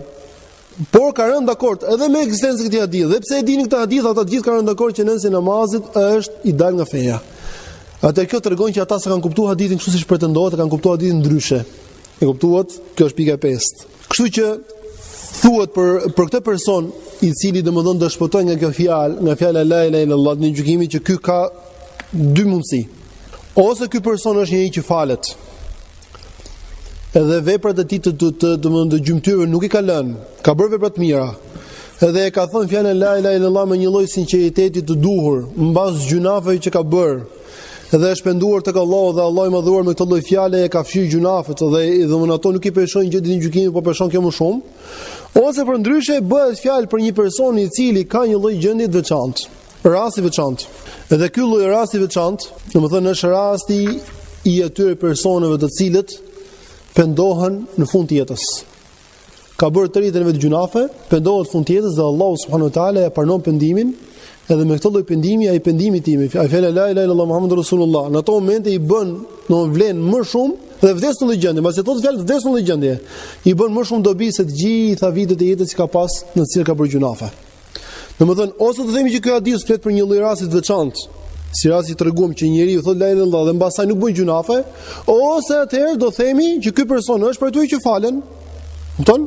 Por sa ka kryer siç duhet namazin, e megjithatë ai e ka mbyllur këtë jetë me fjalën la ilaha illallah dhe është penduar thellë në këtë lloj gjendje dhe ka vdekur këtë lloj gjendje.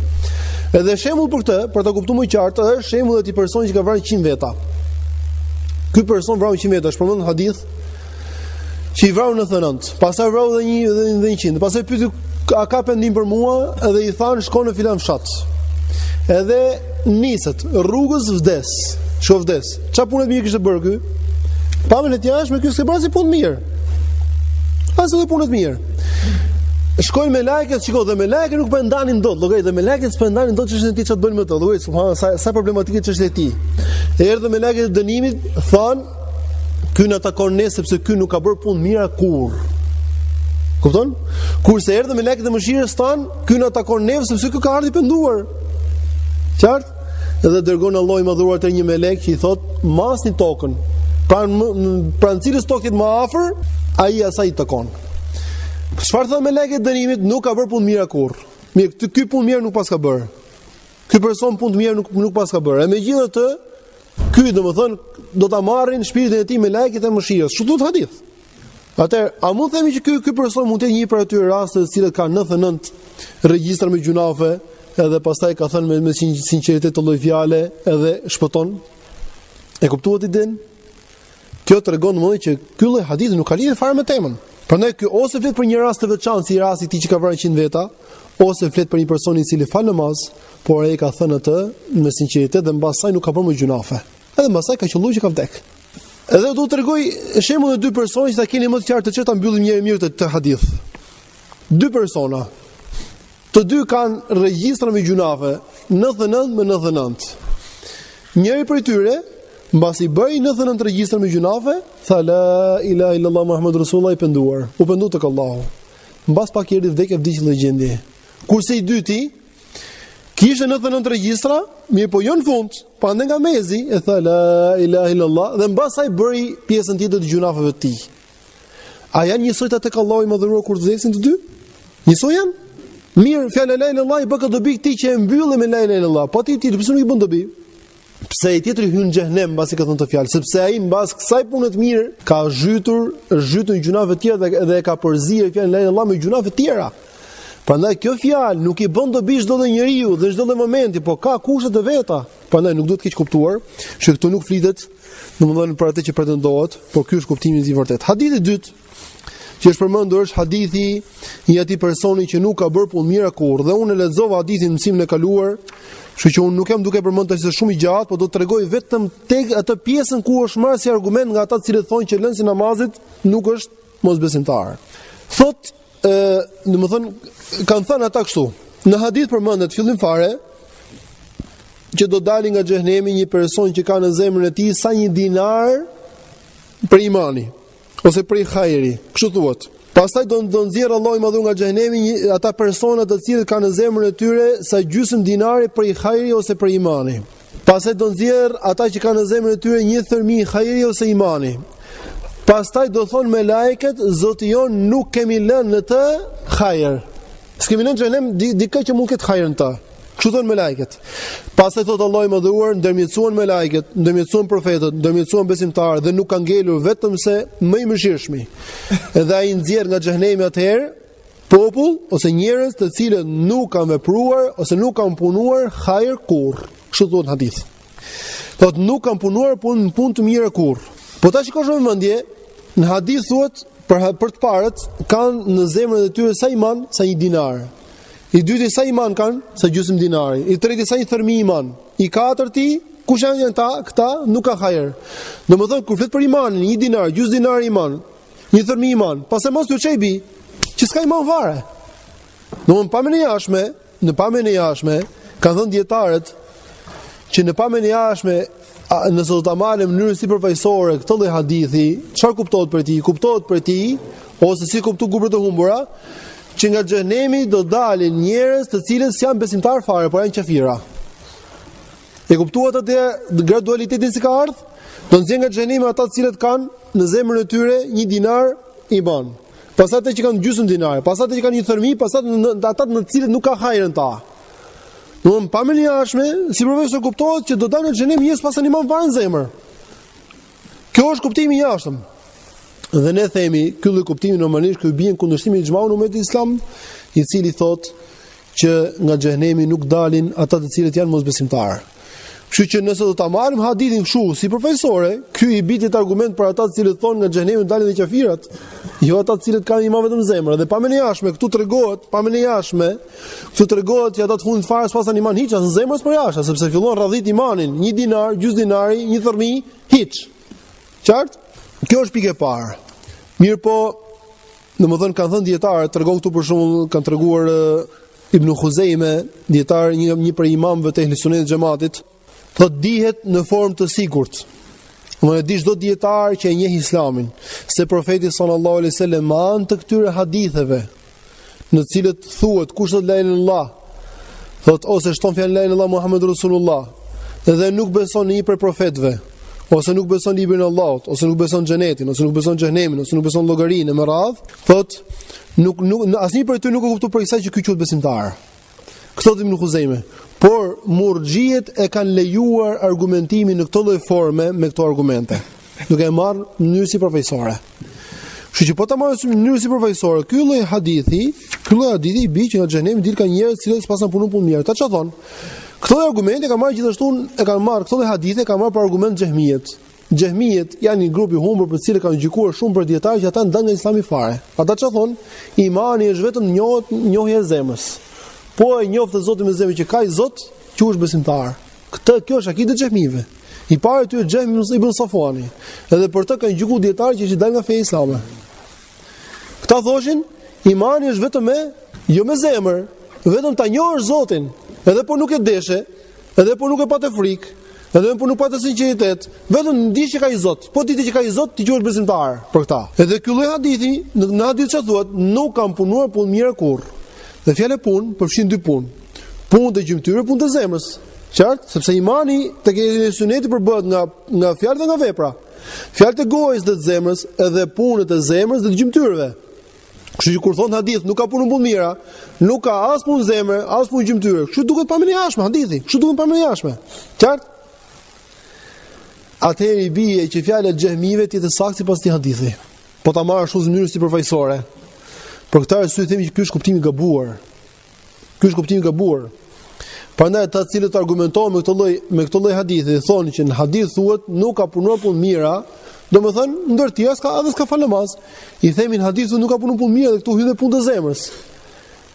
Thonë ata jo, po punët e zemrës janë nxjerrë nga argumente të tjera, sepse duhet patjetër të ketë sinqeritet, të ketë frikë Allahun, që të quhet besimtar. Atëherë i themi, po që se një person kuptohet nga argumentet e tjera që duhet këtë frikë Allahun, duhet këtë sinqeritet që të besimtar, atë dhe ne themi kuptohet nga argumentet e tjera që duhet fal namaz që të besimtar. E para dhe e dyta, tek ehli suneti them nuk pranohet që një person të ketë punë zemre dhe mos ketë punë gjymtyrësh. Kjo është e pamundur. Shembulli i kësaj është sikur më thënun që ky zjarri djeg, po e futet dorën aty brenda, ta kapësh me dorë shufrën të djeg. Edhe një person që nuk e beson me të vërtetë që thon shkon e ka, por shumë fëmijë i vogël, ku i thotë kjo është djeg, nuk beson vjen sepse fëmia është i vogël, s'kupton. Shkon e ka me vërtet. Domethënë nëse një person kur ti thua mos e bëj se kjo djeg dhe shkon e bën, kjo çfarë tregon? Kjo tregon që ai në vërtetë nuk e beson dhe i thu ti. Që nëse një person ti thua, "Or do digjesh me xhenem, por që se nuk falesh." Domethënë, nëse nuk falesh, dhe ai as nuk falet, as nuk agjon, as nuk jep zakat, as nuk bën haxh, nuk bën asnjë punë fare për turin nga zerë xhenemit. Atëherë ai ka frikë Allahut në të vërtetë? Sa ka frikë në të vërtetë? Kështu që për kësaj kanë nxjerrë në suneti rregullin që nuk ka mundësi një person të ketë punë zemre, të ketë sinqeritet, të ketë frikë, të shpresë të mëshirën e Allahut pa bërë asnjë punë për jashtë. Kjo është e pamundur. Për këtë arsye, kur thuhet unë aty që ky nuk ka bërë punë mira, i themi kë bin kundërshtim me akidën e sunetit. Sepse nuk ka mundësi një person të bëj, domethënë të jetë besimtar me zemër, por që ai nuk bën asnjë punë të mirë. Edhe këtu në hadith, sipas pamjes së jashtme nuk përmendet kur thonë nuk ka bërë punë mira, as namaz, as zakat, as haxh, as agjerim as tjetër. Qartë? Kështu që kjo është, kjo kuptohet nga argumentet e tjera. Kjo është pika e parë në lidhje me këtë hadith. Pika e dytë është, këta njerëz thuhet në hadith që këta nuk ka bërë punë të mira kurrë. Por këta e kanë pohuar me zemër dhe kanë punët e zemrës. I thuhet ku e gjetet punët e zemrës? Ata do thonë që marrin nga argumente të tjera. Themi argumente të tjera që tregojnë që ky person duhet të ketë patjetër punë zemre që të besimtar, gjithashtu themi argumente të tjera që tregojnë që ky person duhet të falë që të qetë besimtar. Kështu që nëse ne do të detyrohemi të kalojmë te argumentet e tjera tregojnë edhe për punën e zemrës dhe për punën e gjymtyrëve që njeriu të quhet besimtar. Pikë tjetër. Tregohet në argumentin në hadithin që këta persona të cilët do dalin nga xhenemi dhe thuhet për ta që nuk kanë bërë punë mirë kurrë ose s'kan bërë hajër kurrë, tregohet në njëjtin hadith që ata janë prej namazlive. Si, shikoni me vëmendje. Tregohet domethënë që ata persona të cilët do shpëtojnë ditën e gjykimit kush janë ata që bënin sejdë Allahut në dynja. Ata që bëjnë sejdë Allahut në dynja kush janë? Janë besimtarët. Pse? Te njëjti hadith, un po u rikthej pak vetëm tek hadithi, se ne e lexuam rreth e parë, thuhet domethënë në hadith që Allahu subhanahu wa taala do t'u shfaqet njerëzve në një pamje, besimtarëve në një pamje, pastaj do të shfaqin pamjen e vërtetë. Do t'i bëjnë sejdë të gjithë ata që bënin dynja. Edhe munafikëve, të cilët kanë bërë nga hipokrizia sejdën, do t'u thyet kurrizi. Kurse qafirët të gjithë do ikin në xhenem. Atë kush ngelet kur dal përpara Allahut besimtar? Kush do ngelet? Vetëm ata që bënin sejdë në dynja. Kështu thuhet hadith. Edhe munafikët. Munafikët ç'a bënin? E bënin të lloj vepre në dynja, kupton? Por në zemër s'kishin që fare. Qartë? Ne s'kemi punë me këta, sepse këta gjykimi i tyre është tek Allahu. Pamën e jashtme, ne ecim pamën e jashtme. Ky falet, çka kanë në zemër, i Zoti di. S'futen brenda zemrës të njerëzve. Ama pamën e jashtme, nëse ai falet, unë gjykoj që ky është musliman. Kjo është detyra jonë. Nuk na lejohet të futim në zemrën e njerëzve. Atëherë këtu tregohet që këta persona të cilët do i bëkan sejdë Allahut në gjykim kush janë? Thot teksti hadith thotë dhe zbulon Allahu para kamën, derisa nuk ngelet askush prej atyre që i ka mos bërë vetë me dëshirën e tyre sejdë Allahut, vetëm se i jep Allahu leje për t'i bërë sejdë atë ditët. Përveç atyre të cilët i kanë bërë sejdë nga sy e fajësia, atyre u thyet kurrizi. Kështu thuhet te teksti hadithit. Atëherë kuptohet që këta persona të cilët do jenë në atë ditë që kanë vetëm namazit, ata që sufal kanë fare, kanë bërë sejdë Allahut në dynja, ta sy kanë fare të ky grupi. S'përmendën, këtu thotë i bëjnë sejdë ata që kanë bërë sejdë, ata të cilët domethënë kanë bërë sejdë në dynja. Edhe për këtë arsye Ibnul Qayyim ka përmendur një për argumenteve që tregojnë se lënsi namazit është mosbesimtar, ajetin kuranor në cilën ka thënë Allahu i Madhëruar efanaj'alul muslimina kal mujrimin ma lakum kayfa tahkumun. A ti bëjmë ne muslimanët si kriminalët? Ç'keni ju që gjykoni të lloj forme? Si mund të barazoj Allahu? Pastaj thot, vazhdimi i jetës, jo me ju kshefon sa, atë ditë kur zbulohet para kama. Wa yud'auna ila sujud, doftohen ata, do ftojnë Allahu për të bërë sejdë. Fala yastati'un, por ata nuk kanë mundësi. Khashiatan absarum, shikimi i tyre do jeti për ulur, edhe den tarhaqum dhilla, edhe den poshtruar. Thot wa qad kanu yud'auna ila as-sujud, ndërkohë që ata ishin ftuar për të bërë sejdë kur ishin të shëndosh, wa hum salimun, kur ishin të shëndosh. Domethënë, ata persona që kanë qenë të shëndosh në dynja, kishin mundësi të bënin sejdë dhe nuk bën sejdë Allahut, ata nuk kanë mundësi të bëjnë sejdë atë ditë, edhe këta i ka qytet Allahu i Madhuar mosbesimtar. Edhe kjo kuptohet edhe nga hadithi, dhe ky është një hadith në cilin thuhet në fund fare që do nxjerrë nga xhehenemi sa njerëz kanë bërë punë mirë kurr. Kështu që kjo duhet të jetë shumë në vëmendjen tonë për ta kuptuar hadithin. Pika e katërt. Nëse ne do themi domthonjë që nuk kuptohet në të vërtetë për hadithit, nuk ka punuar punë mirë kurr, që këta nuk që kanë falur, atë çdo më thënë nuk kanë punuar punë mirë kurr. Ç'kuptimi ka kjo? Atë këtu dietarët kanë treguar disa shpjegime që kjo do mund të kuptohet më qartë. Shpjegimi i parë dhe që është më se i vërtetë dhe më se i saktë është që fjala nuk kanë punuar në punë mirë kurrë, nuk do thotë që ata s'kan vepruar vepra, por kuptimi i saj është që ata kanë vepruar vepra që nuk u kanë bërë dobi tek Allahu subhanahu wa taala. Edhe këtu kam përmendur dietar shembuj, thonë nuk duhet zgjatem, po të bëj sa më shkurt inshallah. Kam përmendur shembuj, për shembull profeti sallallahu alaihi wasallam ka parë një person i cili erdhi në xhami dhe u fali 2 rekat. Mbasi fali erdhi te profeti sallallahu alajhi wasallam dhe i tha profetit sallallahu alajhi wasallam ktheu dhe falu se nuk je falur. Si i tha nuk je falur? Nuk u falej? Ky u kthy përsëri. U fal edhe një herë. Pastaj u kthye dhe i tha profetit sallallahu alajhi wasallam ktheu dhe falu se nuk je falur për herë dytë. Pastaj për herë tretë i tha profetit sallallahu alajhi wasallam ktheu dhe falu se nuk je falur. E tre herë u fal. Ai u fal. I dërguami Allahu sallallahu alajhi wasallam thonë nuk je fal. Domethënë kush kuptimi? Kush qëllimi? A nuk u falej se pa profetin që po falshe? Ai po falej, po problemi i tij ishte që falja e tij nuk ishte e saktë, nuk ishte e duhur. Për këtë arsye, kjo tregon që lejohet nga ana logjike dhe nga ana gjuhësore të thuash për një vepër që nuk bëhet në formë saktë që nuk është bërë. Nuk është bërë. Si për shembull kur ti jep një detyrë një person për ta kryer atë, siç duhet, dhe ai se bën siç duhet, e bën shkelë shko, ose jo me parametrat e duhur, ti thu s'ke bërë gjë. Pse s'ka bërë saktë, nuk e bërë gjë. Kështu që nëse thot për një person që nuk ka bërë punë mirë, domethënë punën e tij ai ka bërë punë, ai ka fal namaz, po s'e ka pranuar Allah, pse s'e ka kryer siç duhet? Siç kanë treguar selefët që një person mbase mundet që të falet 60 vjet dhe tek Allahu i Madhëruar nuk i pranohet asnjë namaz. Asnjë namaz nuk i pranohet. A është falur ky? Është falur. Quhet kafir? Nuk quhet kafir. Ai pranon namazin, si është pranuar si namaz? A ka hajër? S'ka hajër tek Allahu ky rob. E kuptuat den? Kështu kur thotë nuk ka punë mirë kurr, domethënë tek Allahu punë mirë nuk quhet thjesht ta bësh keleshko dhe quj. Tek Allahu duhet ta bësh në lloj forme që të pranohet, atë quhet punë mirë. Mund të hyjë një person provim, të shkruaj grapa kot. Po qesa ato nuk kanë lidhje me temën dhe nuk kanë përgjigje për pyetjen që janë dhënë, ato s'kan vlerë. Ato s'kan vlerë. Kështu domethënë, nëse ti thua një person ka mbush 10 faqe provim, ka mbush 10 faqe thotë. Po s'ka shkruar gjë. Sepse nuk ka shkruar gjë lidhje me temën. Ç'm duhet mos e ka shkruar kot ai. Kështu kur thuhet nuk ka punë mira, lem ya'mal khayran qat. Qëllimi nuk ka punë mirë të cilat kanë vlerë tek Allahu më dhëruar. Gjithashtu profeti sallallahu alajhi wasallam ka treguar për një person i cili agjeron për ditë. Shkoj agjerimi më mirë kush është? Është agjerimi Daud alayhis salam, që agjeron ditë dhe çeltej ditë. Më shumë se kaq, ka më mirë se kaq? Nuk ka. Ka thënë profeti sallallahu alajhi wasallam, ai që agjeron gjithë kohën, ai as nuk ka agjeruar, as nuk ka çel.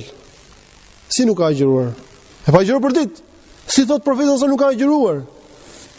Si thot nuk ka agjeruar? Si ka mundësi nuk ka agjeruar? Qëllimi nuk është që agjerimi ti nuk ka ekzistuar, ka ekzistuar, por nuk është kryer i saktë.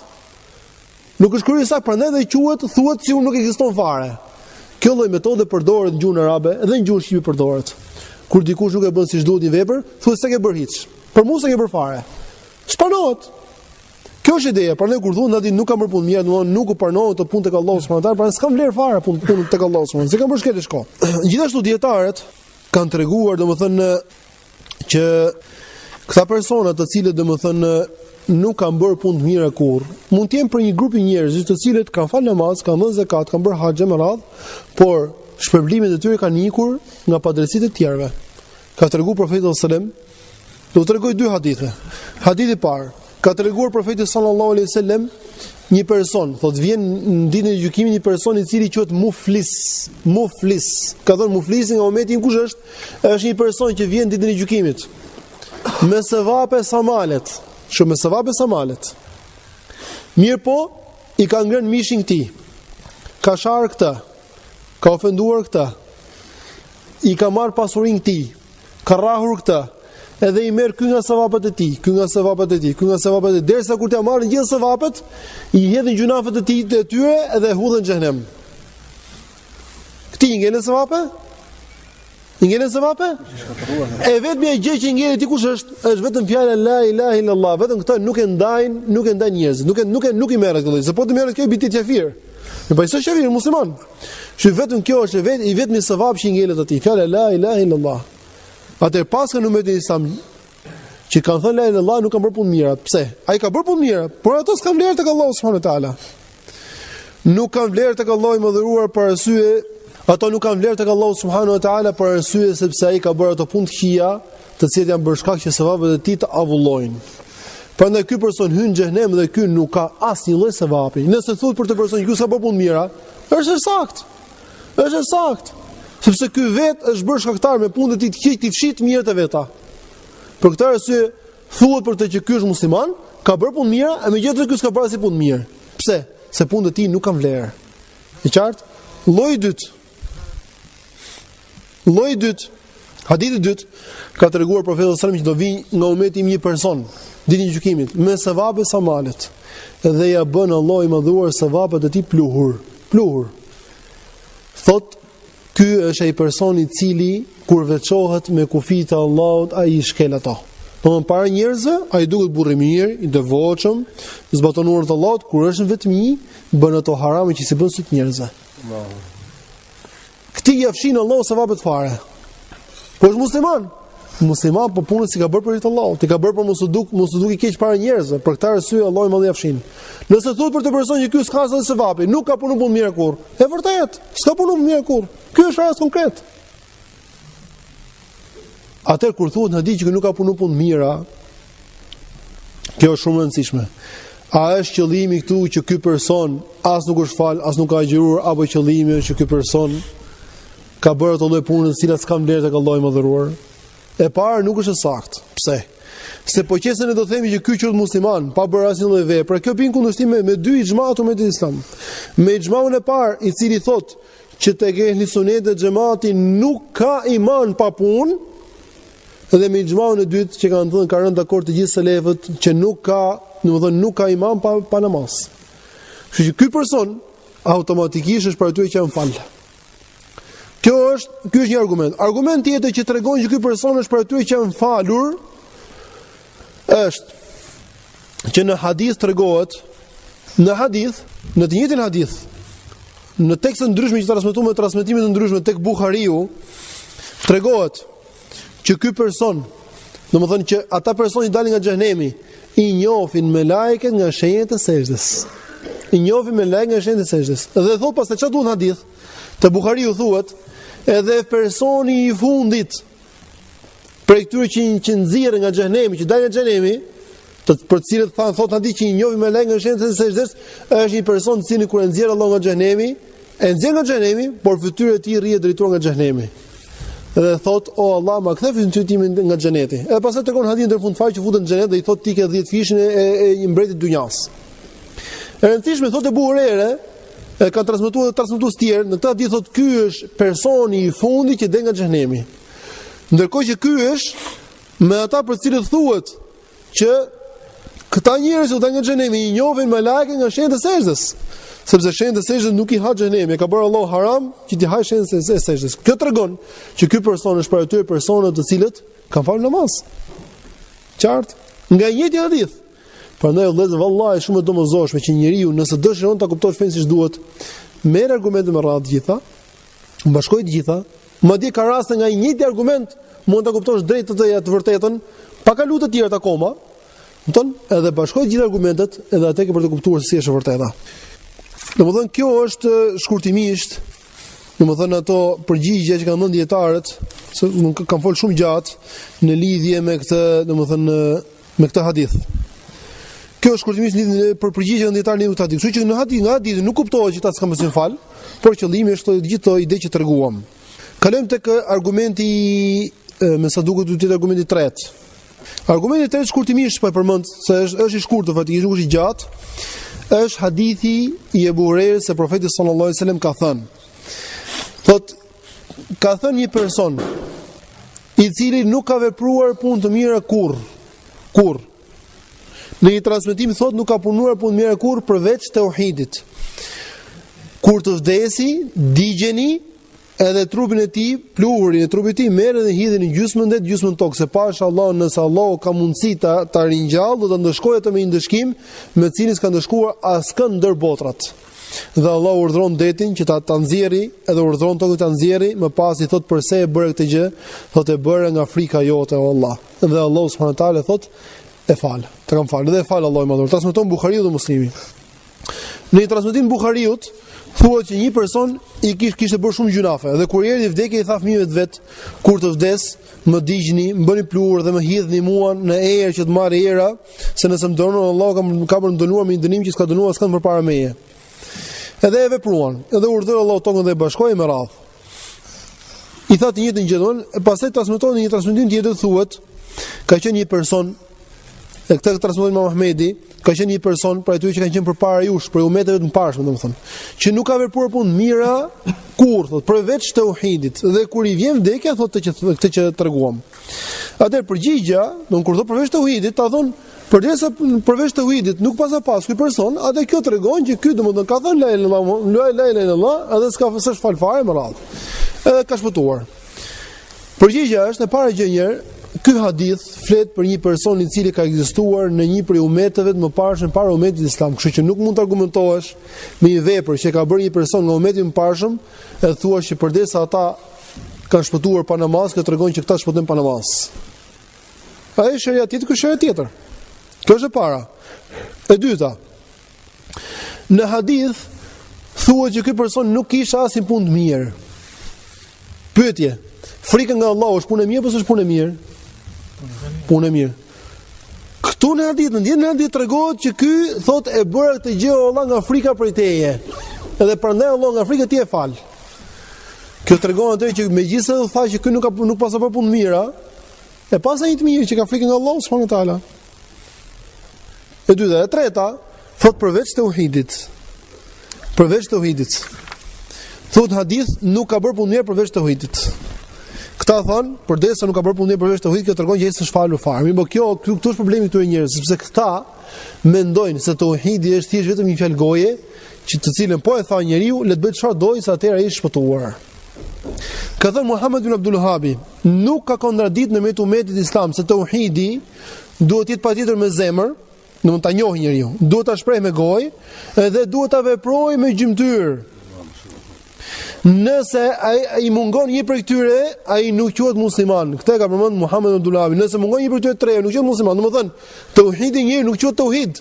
Nëse ai nuk e beson me zemër, ose e beson por nuk e shpreh me gojë, ose e beson dhe e shpreh me gojë por nuk e vepron me gjymtyr. Kupton?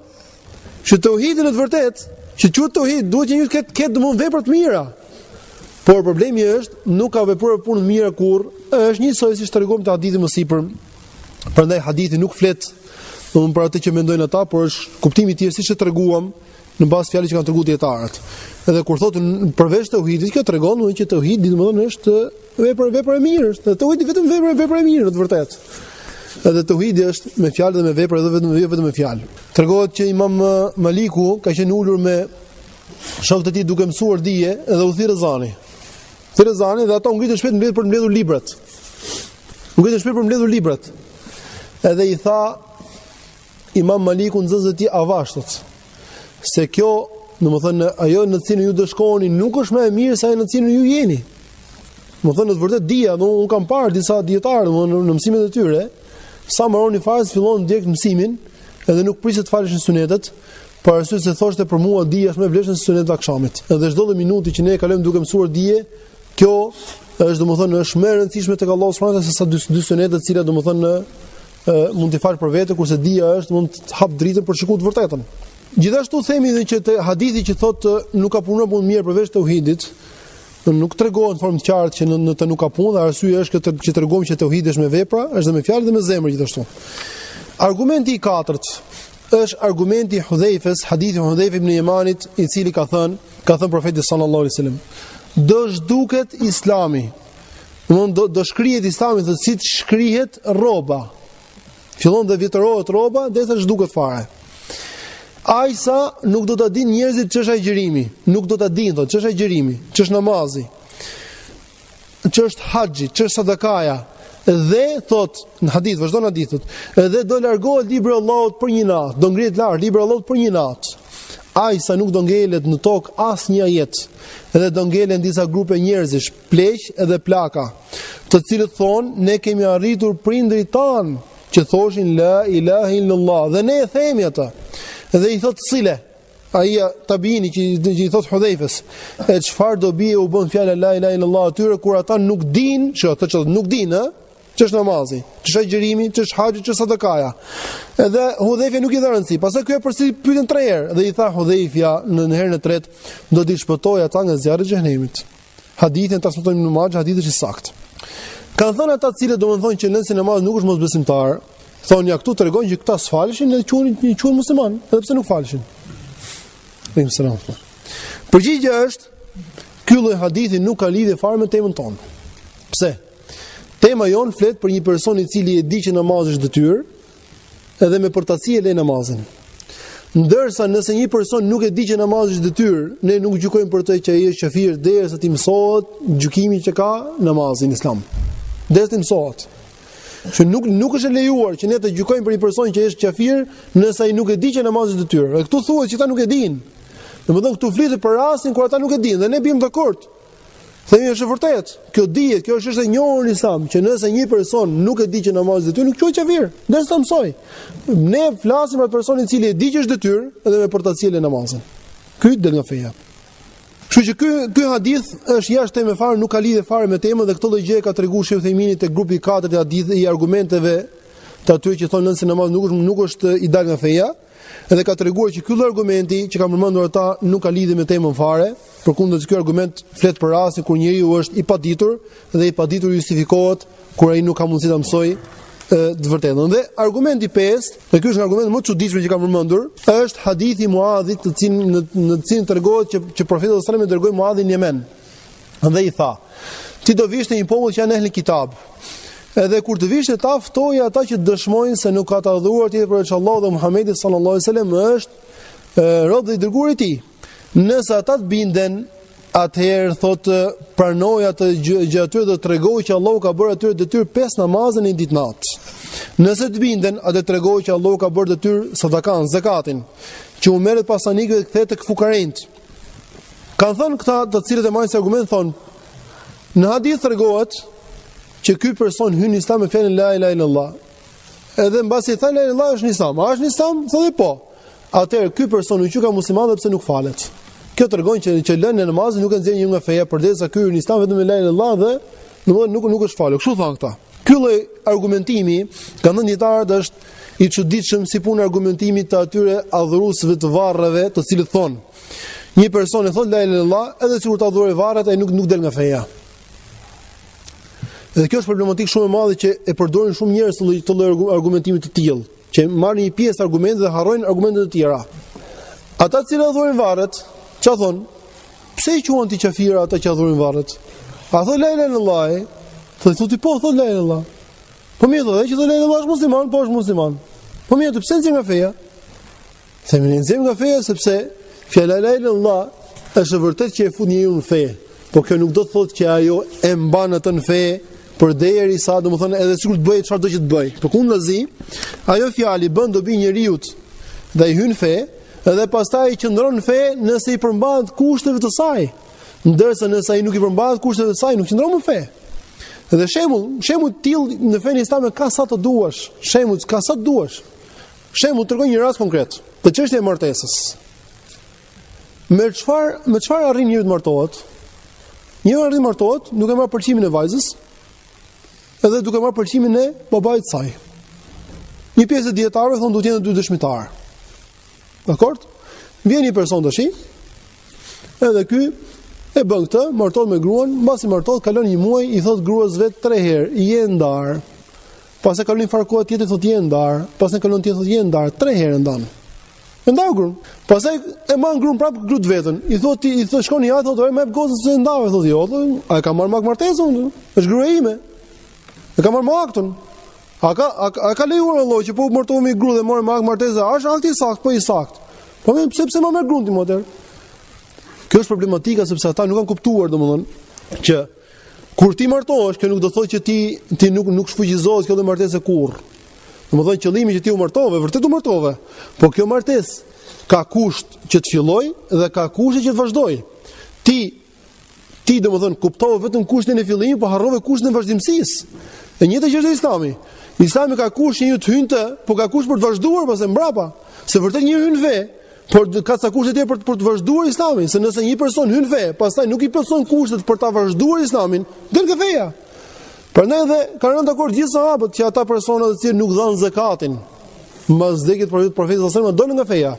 Që një person hyn fe, që nuk do të thotë që ai do të rrin fe gjithmonë përderisa ai nuk i plotson kushtet për të qëndruar në fe. Po mund të hyjë fe, po do mund të dali. E para, e dyta, në hadith tregohet që personi hyn në fenë islam me fjalën la ilaha illallah dhe nuk tregohet që vazhdimësia e islamit të tij është me fjalën la ilaha illallah. Përkundër vazhdimësia e tij ka lidhje me gjëra të tjera, sikurse ata që nuk e dhanë zakatin, ata edhe pse thoshin la ilaha illallah, siç i tha Omeri Abu Bekrit, si do t'i luftosh ata të cilët thonë la ilaha illallah dhe falin namazin. Tha Abu Bekri, pasha Allahun, ai që bën dallim ndërmjet namazit dhe zakatit, do t'i luftoj thotë. Dhe tha Omeri përderisa e pashë që Ubeki ishte i qetë në këtë zgjidhje, e kuptoi që ishte e vërteta. Dhe ranë dakord të gjithë sahabët që lënë se zakati kishin dhënë nga feja. Me një kusht tjetër i cili më rëndësishëm është ai që ne intereson ne këtu është që i quajti mosbesimtar edhe pse thoshin la ilaha illallah. Kjo tregon që fjala la ilaha illallah i bën dobi njëri për të hyrë, por ajo duhet të plotësoj disa kushte pastaj për të vazhduar, për të pas fuqi në vazhdimsi kjo lloj fjale. Kjo është. E dyta ose e treta, themi, është e vërtetë që fjala la ilaha illallah i bën dobi njeriu. I bën dobi njeriu, si një person i cili vdes, edhe në momentin e vdekjes thot la ilaha illallah. Thot la ilaha illallah. Thot la ilaha illallah, ishte për shumë krishter. Ishte krishter. Ose ishte pa fe fare. Edhe i flitet për Islamin. Edhe thot po unë e pranoj Islamin dhe dëshmon shahadetin dhe vdes në lloj gjendje. Këtij personi bën dobi fjala la ilaha illallah me ixhmaun e ummetit islam. i bën dobi fe la ilaha illallah. Ndërsa një person i cili e thot fe la ilaha illallah, pastaj nuk vdes, po jeton dhe i jepet mundësi për të jetuar, dhe i thuhet fal namazin, e thot se fal. Jep zakatin, se jep zakatin. Doli nga feja. Që do ndallimin me parë të dytë shumë i qartë, sepse i pari vdiq dhe nuk pati mundësi të kryente punë më, kurse i dyti kishte mundësi dhe nuk i kreu. Kështu që i pari e tha la ilaha illallah dhe nuk solli, nuk bëri asnjë lloj gjëje që e kundërshton dhe e zgjidh këtë lloj lidhje të fortë të kësaj fjalë. Kurse i dyti ç'a bëri? E tha la ilaha illallah, pastaj bëri gjëra të cilat kundërshtojnë në formë të qartë lloj fjale. Kështu që kjo duhet të jetë më së qartë, domethënë që fjala la ilaha illallah nuk i bën dobi njeriu nëse ai nuk i plotson kushtet e saj në vazhdimsi. Pikë tjetër, dhe kjo është pikë e fundit fare, më kaq mbyllim mësimi. Themi, këtë hadith, ky është hadithi i Muadhit. Dhe Muadh ibn Jabal është ai që ka transmetuar këtë hadith. Edhe ai vetë nuk ka kuptuar për këtë hadithi që nënsi namazit nuk është kafir. Vetë është transmetuesi, Muadhi është vetë transmetuesi hadithit që thotë që më dërgoi profeti sallallahu alajhi wasallam në Yemen dhe më tha ftoi njerëzit të shahadeti, pastaj të namazit, pastaj të zakatit. Nuk ka kuptuar diçka të tillë. Pse nuk ka kuptuar? Sepse Muadhi vetë e ka shprehur qartë dhe ka thënë që nënsi namazit është mosbesimtar, vetë Muadhi radhiyallahu anhu. Dhe këtë gjë prej Muadhi kanë treguar disa dietar. Një prej tyre Ibn Hazmi, një prej tyre Imam al-Mundhiri, është AbduRrahim Balla 3 dhe Ibn al-Qayyim 4 dhe të tjerë. Të gjitha kanë treguar që Muadhi thotë që lënsi namaz është mosbesimtar. Thot Imam al-Mundhiri, ka thënë Abu Muhammad Ibn Hazmi, që është dietar i njohur, thotë, është transmetuar nga Umari, nga AbduRrahman ibn Aufi, nga Muadh ibn Jabal, nga Abu Huraira dhe të tjerë sahabë, se ai person i cili le një namaz të vetëm me dashje derisa dal koha, ai ka dalë nga feja. Dhe nuk dim për këtë lloj gjëje kontradikt mes sahabëve. Kjo është fjala e Imam Mundhiriut. Gjithashtu ka thënë në vazhdim, ka thënë al-Hafidh AbduRrahim, thotë, është transmetuar për një grup prej sahabësh, edhe atyre që kanë qenë pas tyre, se ai person i cili le një namaz me dashje derisa të dalë koha e tij, ai ka dalë nga feja. Është transmetuar thotë prej Omerit, prej Abdullah ibn Mas'udit, prej Abdullah ibn Abbasit, prej Muadh ibn Jabal, prej Jabir ibn Abdullah, prej Abu Dardas. Atëherë u bën këta përveç tyre për mësipër, në sa sahab. Gjithashtu thotë Ibn Qayyim, ne kemi treguar mësipër thotë, nga Muadh ibn Jabal, nga AbduRrahman ibn Aufi, nga Abu Huraira, diçka të tillë thotë, dhe nuk dihet që asnjë prej sahabëve i ketë kundërshtuar. Gjithashtu thot AbduRrahim Balla në librin e vet për namazin, thot, mendimi i sahabëve radhiyallahu anhum dhe i atyre që kanë ardhur mbas tyre është se lënsi namaz, ai që le një namaz me dashje derisa dal koha e vet, gjithë koha e vet. Thot, me dashje e le derisa dal koha, thot, është i dal nga feja. Për tyre thotë shumë në Khattabi, është Muadh ibn Jabal, Abdullah ibn Mas'udi, Ibn Abbasi, Jabir, Abu Darda, gjithashtu është transmetuar nga Aliu radhiyallahu anhu, edhe këta të gjithë janë shokët e Profetit sallallahu alaihi wasallam. Domethënë ndërta përmend dhe Muadhi, i cili është transmetuesi këtë hadith dhe nuk kanë kuptuar këtë lloj gjëje për hadithin. Gjithashtu, e fundit themi, sahabët të gjithë, shokët e Profetit sallallahu alaihi wasallam kanë rënë dakord që nënsi namazit del nga feja. Atëherë, ata s'kan kuptuar për këtyre argumenteve në përgjithësi këtë që pretendohet që këto argumente tregokan sipas atyre që kanë rënë mbas tyre, që këto tregokan se lënsi namazit nuk del nga feja. Në kohë që sahabët janë transmetues vetë të tyre haditheve dhe nuk kanë kuptuar për tyre këtë lloj gjëje, por përkundër se kanë rënë dakord të gjithë që lënsi namazit është mosbesimtar. Edhe së fundi po u them, mbas kohës së sahabëve, tabiinëve, domethënë ka pas disa dietarë që kanë kundërshtuar këtë çështje. Dhe kanë thënë që lënsi namazit nuk është i dalë nga feja. Atëherë themi, nëse një person është i bindur me këtë lloj mendimi, ne nuk i themi që ky është i humbur, pse ky ka zgjedhur mendimin që nëse namaz nuk është kafir, por kujdes tek argumentimi. Nëse ti thua për shkak sepse mendimi, thashë unë përmendëm mësimin e kaluar që Imam Maliku është me mendimin që nëse namazi nuk është kafir. Imam Shafiu ka dy mendime. Kurse Imam Ahmedi është me mendimin që është mosbesimtar. Kurse Abu Hanife është me mendimin që nuk është kafir, por Imam Abu Hanife ka një problem tjetër me këtë çështje që nuk ka lidhje me temën tonë, ka lidhje me çështën e akidës. Që dietarët që në këtë pikë janë të ehli sunneti, Shafiu, Maliku, Ahmedi, këto janë mendimet e tyre. Shafiu ka dy mendime, Maliku ka mendimin që nuk është mosbesimtar, edhe Imam Ahmedi është me mendimin që është mosbesimtar. Çështja ashtu. ne justifikojmë ata që kanë kundërshtuar xhmaun e dietarëve duke thënë që ata kanë gabuar, nuk e kanë ditur që ka pasi xhma dhe treguam shembuj në mësimin e kaluar që ka mundësi që një dietar ta kundërshtojë xhmaun e ummetit islam duke mos e ditur që ka xhma. Çështja është për të justifikuar nuk ka dyshim që ne justifikojmë. Ata dhe çdo kënd që ndjek mendimin e tyre. Por që të mbrohet ky mendim që nëse namazi nuk ka dhënë nga feja me forcë, të thuhet që kush e kundërshton këtë ka humbur, kjo është domosdoshmë është problem shumë i madh. Sepse i bie që gjithë xhmau i umetit islam që kanë humbur në të vërtetë, por ne kjo duhet pas parasysh. E kuptuat den? Edhe problemi nuk është thjesht tek lënia e namazit, a e quhen ti mosbesimtar apo problemi është tek mënyra e argumentimit. Aty kujdes.